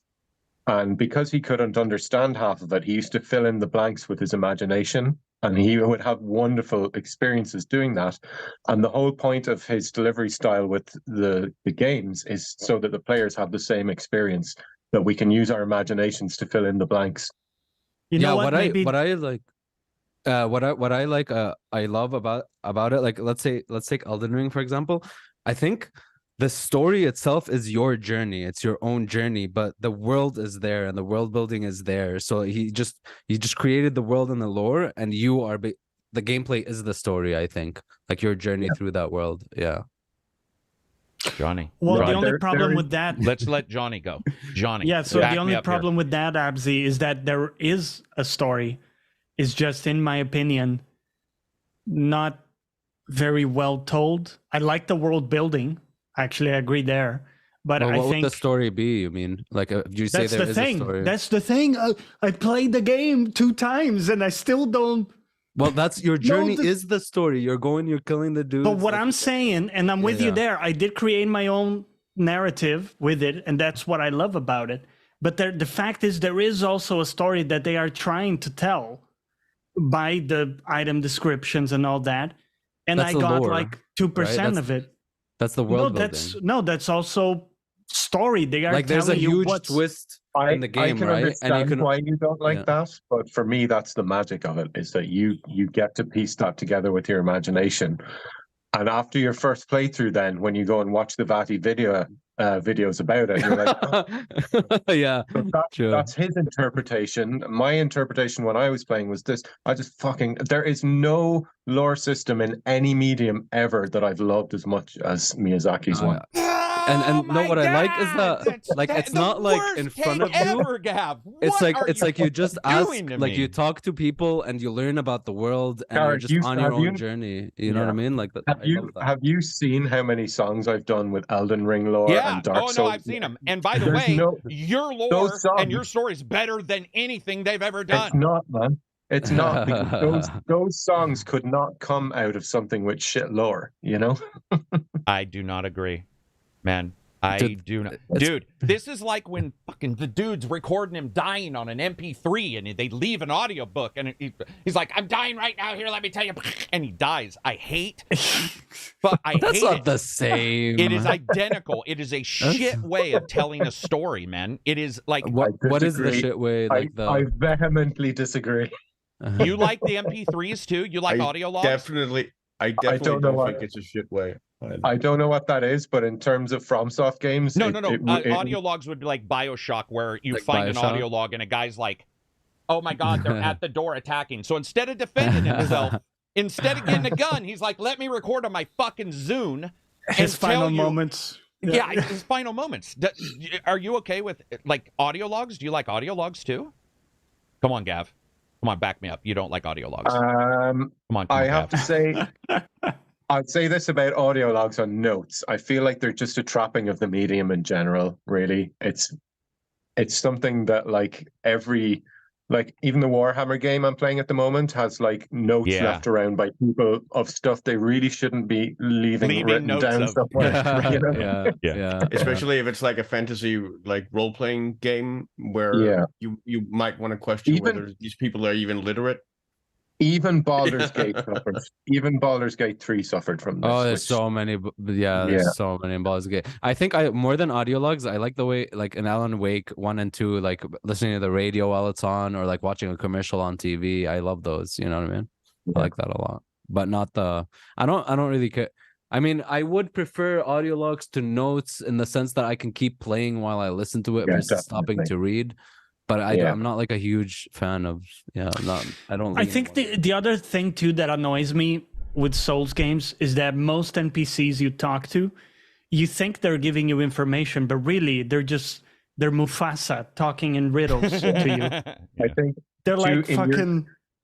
In your defense, I think even the most hardcore Souls players are a little bit sick of their NPC quests now, and how obtuse they are. And I think it was a common, even with the people who, like me, who absolutely adored Elden Ring. Like, it's probably my favorite game. And even I found the NPC quests in that game to be too obtuse and too hard to find where people were and what they want you to do. And I really hope that's something they do change in the future, because a lot of the good lore in the game comes from those NPC quests. Ronnie's quest, dude, that's the only one I was able to do without like looking anything up, is Ronnie's quest. Yeah, because the rest I don't. She's kind of the main. I consider her to kind of be part of the main quest because it's so huge. Her quest, it's massive. Yeah, but like knowing when to talk to the, what's her name again? The what was she, like a mage or something? Knowing where to talk with the helmet and knowing when to go back to her. Stellan, or I know who you're talking about. Yeah. I mean, do you guys know that feeling when you talk with someone and they tell you, "Hey, let's meet," here at this time, and you go like, "I've already forgotten the first line of the address you just gave." That's kind of how I feel with. So I'm in there, and you can't repeat the dialogue, right? So you're screwed. You can't. It's like, you're done. Where'd you say? No logs. Where do we have to meet next? And if you miss one step of this 7-part quest, that NPC is dead forever. Yeah, you're fucked. Yep. Or if you don't like talk to whoever at the bonfire, you're done. Casual Champ says $5 super chat. Some games have a fantastic way to let you discover the story, but it requires a lot of work. Yeah, I don't think it does. I don't think it requires a lot of work. It's right there. Fairly easy to do. It's just shit. But I didn't know you hated it that much. Damn. I don't know how. Well, you said you don't listen to people you disagree with earlier. You were just not listening. I didn't say that. No. Here we go. Absy's going to be like, I didn't say it. We know you didn't say it. I can certainly understand how someone wouldn't like that approach, but for me, it just lights something up in my brain. I love it. But with Elden Ring specifically, I felt like they were way more forthcoming with telling you lore dumps, like talking to the dude at the round table. Elden Ring was by far the best. Yeah, like Dark Souls were way more complicated. Sekiro was the most straightforward in that regard. Oh yeah, I also thought Sekiro did a good job. Yeah. Sekiro was a story told for sure. Yeah. Silver, I interrupted you. I have a great appreciation for Miyazaki's style as well, though not quite as high as you, Gav. But for me, it's more just I like there being that variance, that range where there's a place for that, as well as for the more traditional sort of linear, and then there's a place for where we're allowed to really sort of draw more broad. It's more abstract, and we're allowed to draw on our own interpretations, our own imaginations, and our own sort of personal experiences into. I certainly think that FromSoft games could have a lot more guidance to the player of how to discover the important story beats, and I'm talking about the NPC quest in particular here. And I actually think a lot of their biggest fans agree with this, that they would like that it wasn't quite so abstract in terms of how to get to the lore. A journal. Literally just a journal would be nice, man. But like for me, Elden Ring is a sci-fi story about two aliens invading. Yeah. Two different types of aliens. To me, it's about a clown and a steam ship. For me, it's a story about like religion, and it's a story about like just humanity, and it's a story about the afterlife, and as you said, it's a story about an alien invasion. Yeah. It's funny because this all speaks to exactly why I started doing the Walking the Walks, which was that I wanted something that was more grounded in like the video lore videos I was seeing. And I talked to the developer who was like, the lore videos are almost always wrong, but we don't stop it because it gives sales or it gives us clicks. So it's like, we're not going to say we didn't choose the color of wall because it's the color of the sky. We chose the color of the wall because it was a good offset to the other colors of the other walls. It had nothing to do with the lore. We just let people go because it's clicks and it's money for us. That's why that is why I started the lore, because I watched somebody do Assassin's Creed and he was a history teacher. And he was explaining the stuff in depth of what was going on in Assassin's Creed, and I was like, "That's what I want." But I also want it for my games. I'm a little bit more restrictive on that, obviously, compared to you guys. But there's just a lot of things that, like you said, maybe it's just the way games are, and you're not going to get. Maybe there's no way right now to get out of it until we get a chip in our brains that just downloads the data. Some NPCs give you too much too. I just think there's a lot to be said for art that poses questions to you as much as it gives you the answers, and art that ignites your imagination as much as it does your sense of being told a story, I suppose. Does that make any sense? There might not be any it makes sense, and I agree with that. But what I'm saying is that to me, it ignites my anger and frustration because I think there might be something worthwhile, but the writing isn't good. That's one thing. The writing is very like third graderish. Actually a lot. It depends on who it is, or what show, what movie it is. But I think that because his movie style reminds me a little of Miyazaki in that he leaves things out and lets the audience kind of, if not figure out the story, put their own interpretation onto it. Yeah, I think when it comes down to it, that it's like there's a fine line between frustration and mystery, I guess. And for whatever reason, Sekiro, I didn't have mystery. No, I didn't have frustration. Sorry, is what I meant. But some games I've definitely had. Right. Yeah, Sekiro was more. Neo 2 was better also than Neo 1 in delivering its story. I don't know why. I would have to go back and parse. Yeah, I think so too. There's something about Neo 1 and 2 where Neo felt like I sort of grasp it better. You know, what it may be. Do you feel it's a generation disparity? As I grew up pen and paper RPG, so I have more liberties with my games versus now everyone wants to be spoon-fed. Well, I grew up in the biggest D&D craze there was. I don't know. I don't know. I think sometimes it's also their writing style. The data they do deliver to open a mystery is better in Alan Wake for me than it is in Fromsoft games. Alan Wake leaves shit aside, and I have no issue there. Or less. Go ahead, Silver. Maybe there's something to be said about the fact that our generation had a greater exposure to like literature, probably, than that could be than the current ones, where the current ones are mostly exposed to like mass media consumption with like mainly visual media, like videos, games, whatever, as sort of one of their main focal points. Where for me growing up, the big one was books. That could be. It could be true. That is less common today, I think. I kind of hate myself a little for how less frequently I read nowadays than when I used to in my 20s. Right. Yeah. I think a lot of people. I mean, reading has definitely become a lost art. You know, or at least a more difficult to. I'm not reading and writing physically. I mean, penmanship. Dude, you should see dude, I look at old checks I wrote in a checkbook, and I'll look at my new signature, and I'll be like, my handwriting is shit. Oh, dude, mine's trash. I mean, it went from being not good to absolutely illegible, where I got to make sure the J and the P are you can tell those two letters, and the rest is like, like a doctor. You know what's funny too? Maybe that's why this generation sings in cursive instead of writing in it. What were you gonna say? I was gonna bring up cursive. Go ahead, Johnny.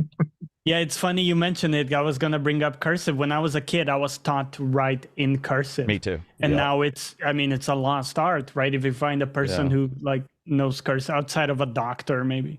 How do doctors read each other's fucking handwriting, dude? What the hell are they doing? They're like scribbling shit, and they're like, "Oh yeah, this is what you need." So fucking assholes. Also, they just guess because my wife has to take. I'm pretty sure this is diazepam. Yeah. Case notes, and she does her own case notes, and so she can read her writing, and she's a pretty good writer, but she can read it, and she does. Then she reads it into a an electronic device that then somebody can translate. And so when you see those signatures, a lot of times it's actually either the one nurse that knows the doctor. But I can tell you, I've had nurses in my room go, I don't know what he wrote. Let me go check. And you're like, oh, Okay. so it is a thing. Don't give me the wrong drug. What else do we got going on for this? Like this week? Any other cool stuff? I wanted to mention in the stuff we're excited about, by the way, Black Myth Wukong looks amazing. Oh, Hell yeah, dude! man. Best enemy design I've seen in a long Yeah, time. so cool, Testicle dude. head. And the new trailer showed stuff where it's like the scope looks way bigger than I thought. Yeah, So, yeah. right at Dude, least. they just so casually dropped that trailer that just expanded on everything we already thought it was going to be Yep. and just made it look absolutely incredible. Yeah. Yeah, insane. that, I just hope Go my ahead. one hope for that game is that they have not done the hard game good thing. That they don't like just do what Lies of P did and said, if it's a Souls-like, it has to be brutal. okay, so I can Like, speak to that. I can speak to Give that. me a fucking easy mode. If you're gonna do that, give me an easy mode.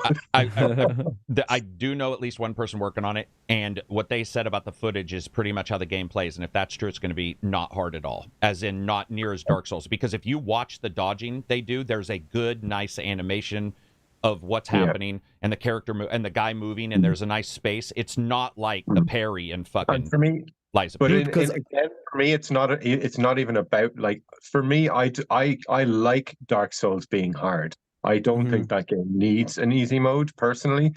But the problem for me is that when other developers try and ape those games, they fucking do a terrible job of it and make it fucking artificially difficult. Exactly. That's how I felt about Star Wars. Like, I want to see in Wukong, there's a lot of animation work that's going to be happening. You're going to be like rolling around on your spear and stuff, and I want to be able to do those things and not having to constantly dodge and hit and stuff. If I was Star Wars, I couldn't do anything with the lightsabers. Oh yeah. Star Wars was, especially Survivor, was a messy game. I think I think Jedi Survivor in particular. And I love that. I really loved it as a game, but just the PC performance is so bad I can't play it. I got to like the second big area and I just had to stop because it was stuttering everywhere and just 32 Still? FPS, Yeah. then 5. Yeah, this was 2 weeks ago, man. Oh shit! On a 4090. Yeah. Oh my goodness! Yeah. So anyway, but what I've checked on is that like, especially with the big complaint about Lies of P, which was the parry window being weird. I mean, which it's so funny because talk to Fighting Cowboy, who does talk behind the scenes. It's like, yeah, it's a tight parry window. Like it's tight. It's noticeably tight. Oh yeah. And what I've seen of the footage, and then it sounds to me like it's going to be a middle one. It's not going to be It's not going to be it's not going to be Dragon's Dogma, which was somewhat Dark Souls, but it was pretty easy. It's not that easy, but it looks. And even when you watch all the footage, it looks visually easy to parse, at least to me. Because one problem I do have with some Dark Souls games is some bosses are hard to visually parse. It's like there's almost like it just isn't. I find myself looking at a toe, flashiness, and here the designs were excellent, and it was easier to almost enjoy the mastery of the animation. Where I was like, dude, I can see the awesomeness in this one, and it's exciting. It's exciting, man, because that game is top on my list.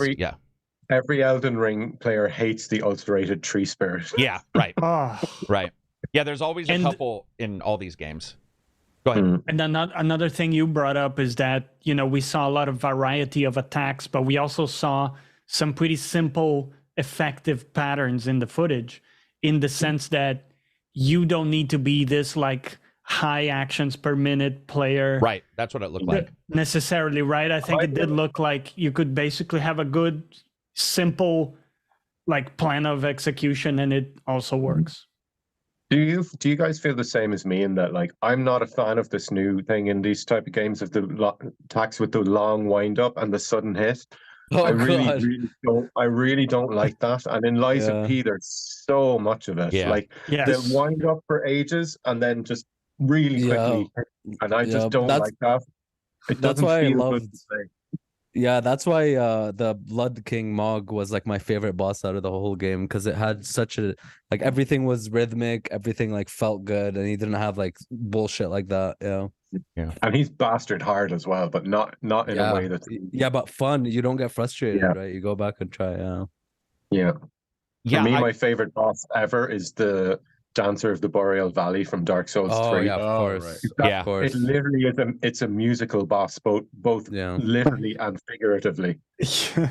Absolutely. I was going to say, boss. I actually feel like for the most part, not every boss, but Nioh 2, at least to me, is like one of the games where I felt that it worked. Good bosses. Good bosses, and the normal guys I fought, I died for sure, but I was like, I get, there's times where, and I'm pretty good, I wouldn't say I'm excellent, but I can get through any of these games. It might take me more deaths than an expert, but sometimes you get those games where you're like, I don't know if I'm going to luck through this guy. Like, this might just be I might just have to bash a button and hope I have a high enough whatever. And with Nioh 2, that one, I told you guys 157 times on one guy, and I was like, oh my God, what's going on? And then I saw one thing, and I was like, oh, wait a minute, I was missing that because I was so focused on this other thing, and then it worked. And I was like, okay. And I was never mad, which is weird. Yeah. Yeah, that's true. I think that's a good distinction of a good game. It's that you're not... I'm not blaming the game. You're not mad. If I'm blaming the game, we are going to be in for and you're still in a way enjoying it, even though, like, there's struggle there. But, or my wife you're was still like, turn down the volume because I don't want to hear the boss battle again. She was just like, turn that shit off. Yeah. Oh, but man, I remember having to turn off the music in Sekiro because I was so sick of hearing Genichiro's music with all the clattering wood instruments. Like, I was like, oh, and I've been on him for like an hour. I was like, no, the music has to go off. Yeah. What were you going to say, Johnny? A fun fight. Damn, I just completely blanked. I agree on the music gap. I did the same thing. I just connected with that, and I forgot. You were talking about Nioh, I think? Yeah, Nioh. So you're talking about Nioh does a lot of human enemies, which is kind of special to them. I mean, some Souls do it, but way less. Yeah. And what's really cool is that Nioh really teaches you spacing. Perfect, like punishes you very hard if you get your spacing wrong. And just meaning like, the space to hit your weapon on the enemy before they can get close and hit you, let's say. So like once you start grasping that, it becomes really rewarding in that game because then you're like, oh, you understand the, okay, my weapon is longer. Yeah, I just do taunt fuzz, so I'm like stuck to the enemies, just like low stance, stun locking them, Yeah, but you have to lean into the strength there, right? Because then exactly. you want to get close. Versus me, I had a long weapon, the spear, so I was like, I'm leashing this guy. Yeah. So or the glaive, cool. Like the glaive can be like, you could be far, or you can do the close twirly attacks. Yeah. So Nioh 2 has the best character creator in any Souls-like as well. It's such a cool character creator. Yeah, I also think always making anime chicks. Always. They took a couple.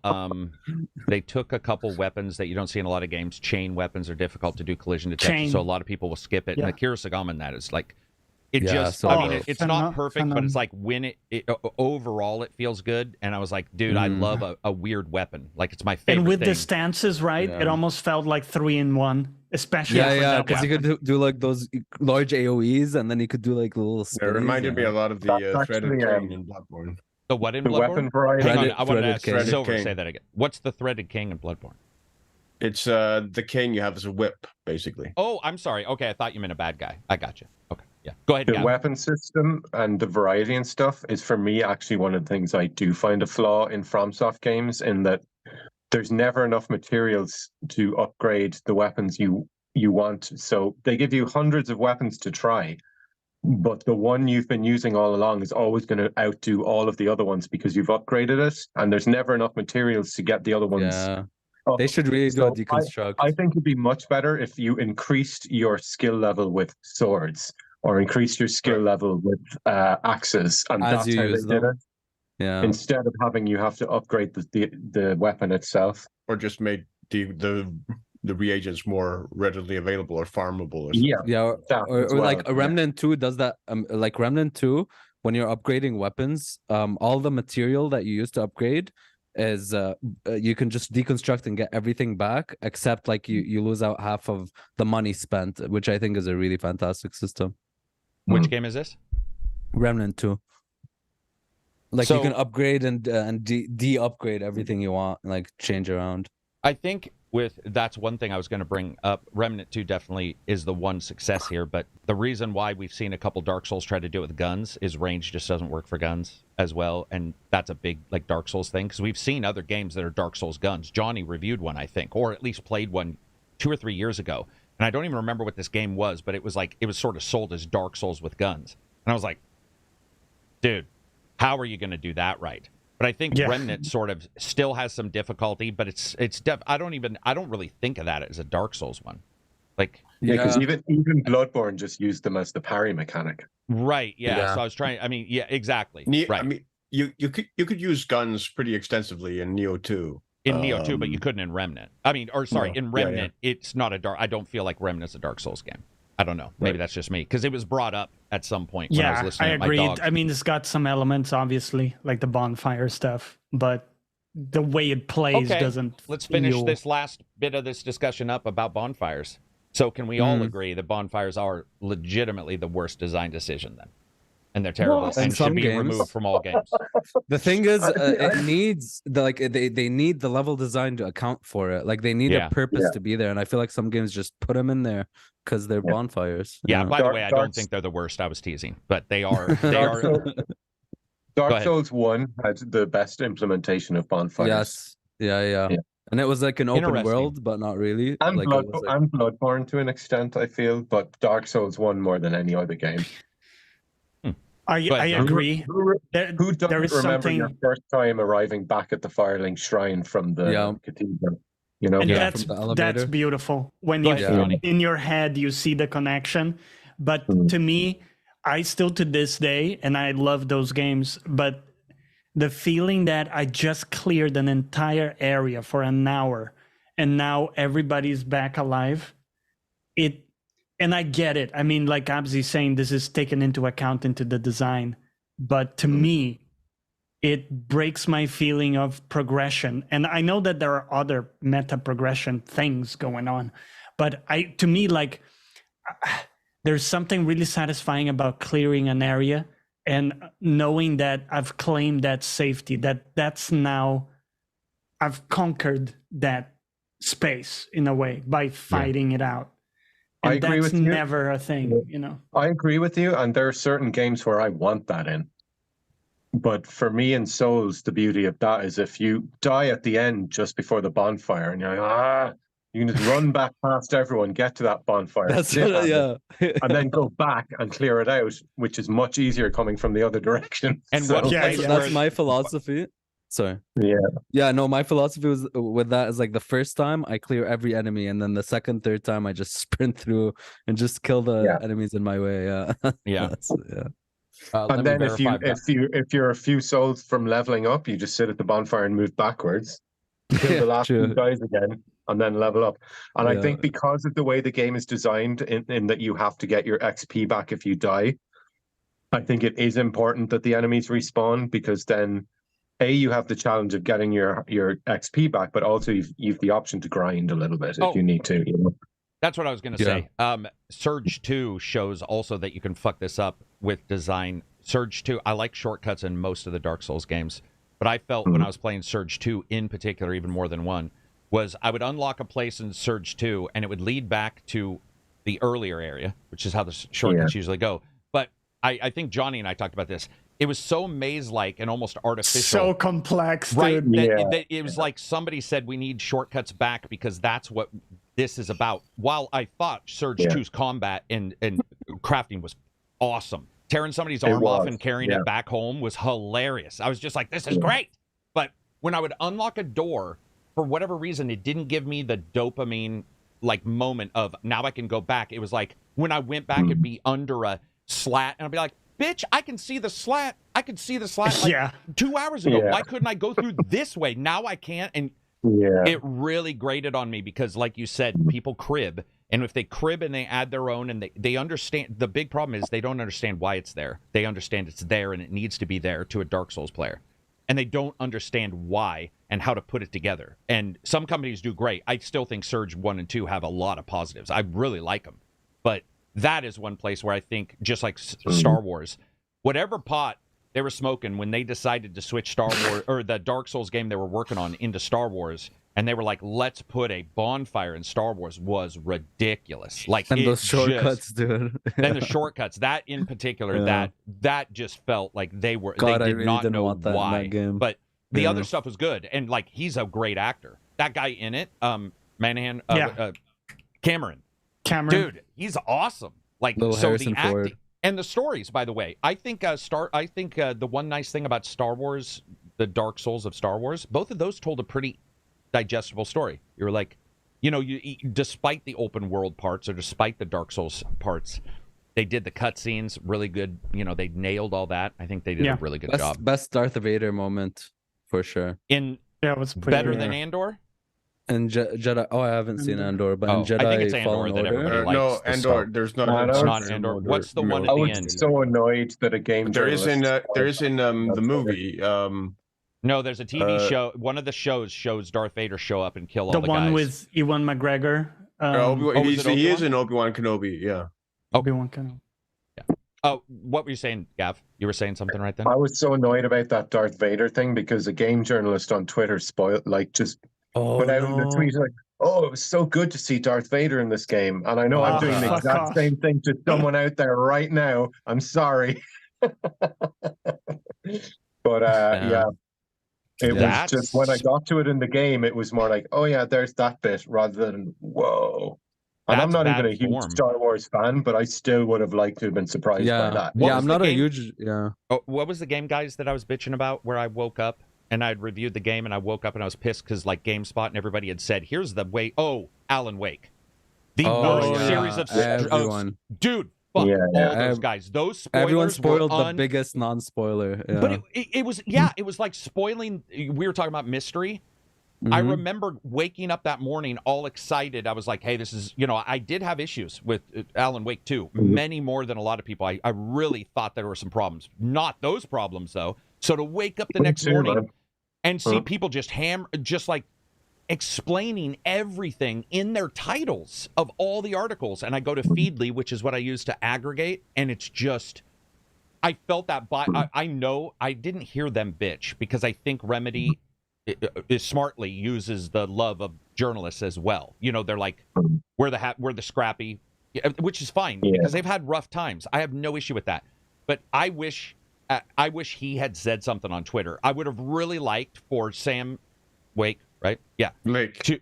Sam Lake to have posted and been like, people, please, like, it's not the main story you're spoiling, but you're spoiling shit that is all the other mechanics things that you get. Oh, dude, man. And for one of the parts was like one of the most magical gaming experiences for a lot of people that they've had in a long time, and it was a shame to spoil that, Yeah, it absolutely sucked. But okay, speaking of respawning enemies, pissing people off, fucking Alan Wake 2. Jesus, why? You go away 1 meter and then they fucking respawn, dude. What that really, in a game with limited ammo, that really just why? Yeah. That was the weakest point of the game for me. You think Agreed. The combat. Agreed. It's the weakest point was like the exploration outside of the story moments where you're like free to explore more of a region, and then the enemy respawn thing just killed me because And especially because I didn't like the combat at all. I put it to easy mode about 2/3 through the game. I didn't mind the combat itself, honestly. I wished I had put it to easy earlier in the game. It was so much more fun. What I found weird in that game was the not crafting but upgrading of stuff, and I was like, it felt like it was added in because they knew gamers needed that, and I'm like, dude, that is not needed. I don't see any reason why Alan Wake needed that at all. It was just, especially because they had great puzzles. They had really cool, some were hard as balls, but they had formulas and shit you needed to know. It was like reading a Warhammer 40K, Rogue Trader. Some of those puzzles were crazy. Dude, I had to do the double equation. Dude, there were a couple that was like, and I thought it would be easy. So sometimes there'd be like a number here and a number there, and then I didn't realize the formula was also needed, so I'd be like, well, I only have two numbers, 2 6 2 6. No, that didn't work. 2 6 6 2. But and then all of a sudden I'd be like, oh no, that giant thing.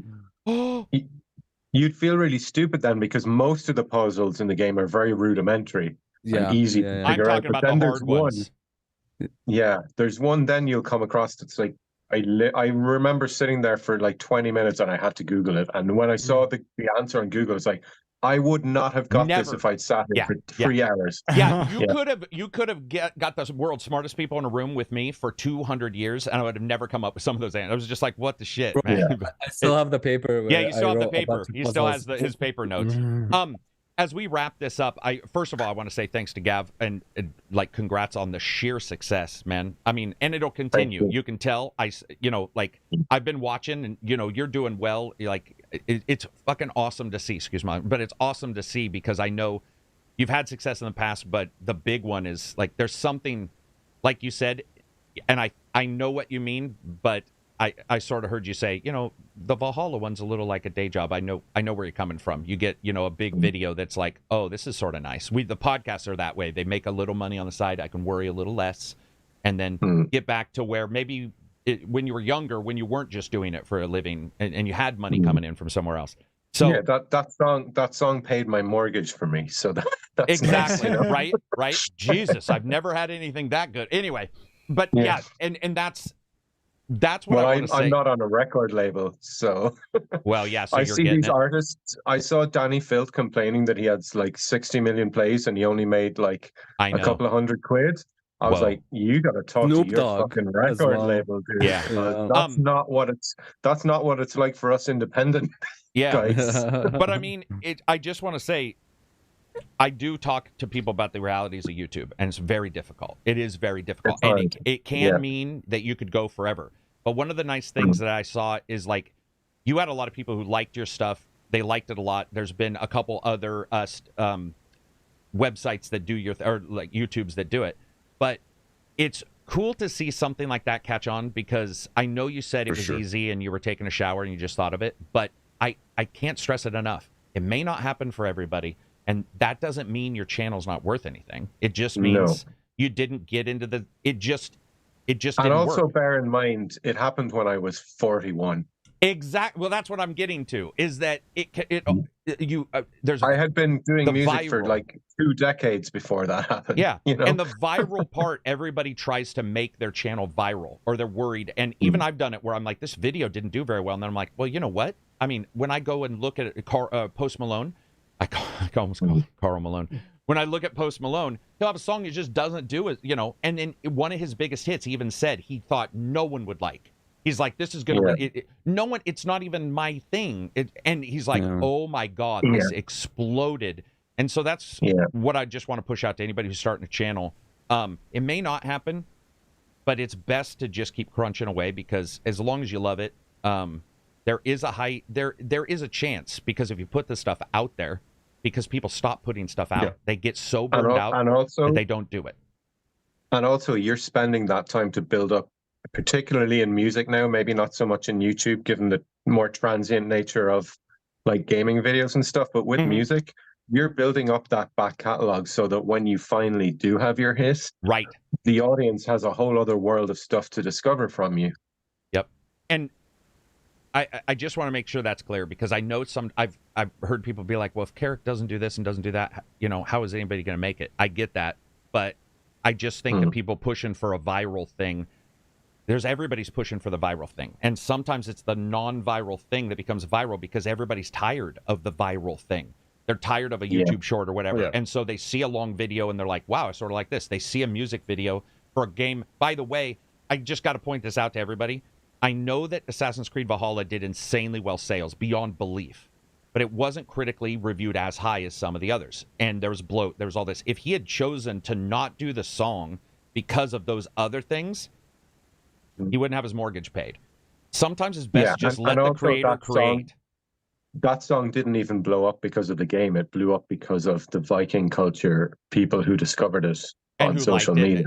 Yeah, and then pushed it. Yeah, see, that's the thing is you don't know if there's an audience out there. Just put your stuff out. You might find a niche audience that then turns into a massive one. And do you have any advice for people who are doing YouTube? I mean, I know you're asked this a lot. Do you have any new advice or anything that maybe I kind of wish I did. I wish I did, but I feel like there are so many things with my YouTube career. I wish I had better advice. Like why am I only getting to 1 million subscribers now at 12 years in?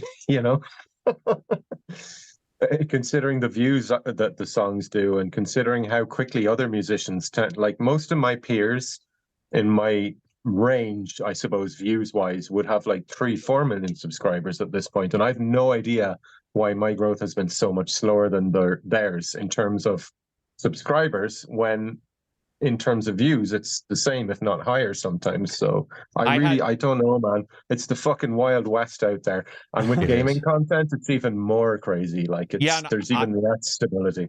I had a full year where I went up a little bit, not a ton, but you know, and other people are like, wow, you went up a bunch to them because they were smaller, but I was looking at it going, oh. And then I had a friend who contacted me and was like, you need to just change 3 things on how you do this and how you do this, and it worked. And I also did 10 years before I got to 1 million. But the thing that's important is it's not just listens, it's not length, it's not views, it's sort of everything. And I've seen people who have a small YouTube have a huge Twitch, a small TikTok have a massive YouTube. That's the other thing, is that almost no one blows up everywhere unless they're like a musician or a sports star where they have a name behind them. I know people who have like 4 million YouTube subscribers and 2,000 people follow them on Twitter. Oh, yeah. You know? Oh, dude, my Twitter's really, well, admittedly, I do that on purpose. But YouTube, and it doesn't overlap with everything else, you know? Yeah. So everybody keep grinding. There's a big correlation between TikTok and Spotify. That's the only one that I found has a very, very direct link. Does like if you have a song blow up on TikTok, you will immediately see the Spotify numbers go up. Oh, and I should also point out before we go, Spotify and podcasts. So the podcast does okay here, but I'm a gaming reviewer, so it's not as high. And we don't have like influencers on, but my Spotify does insanely well. So it's like interesting. Those are, because it's the format, I think fits better with Spotify than it technically does with YouTube and my channel. But anyway, I want to say thanks to Gav. Thanks to these guys for showing up. I apologize if, you guys were like, this is a bit of chaos when we were talking. That's the way it is. Thanks as well. Sorry for derailing the chat with mixing and mastering.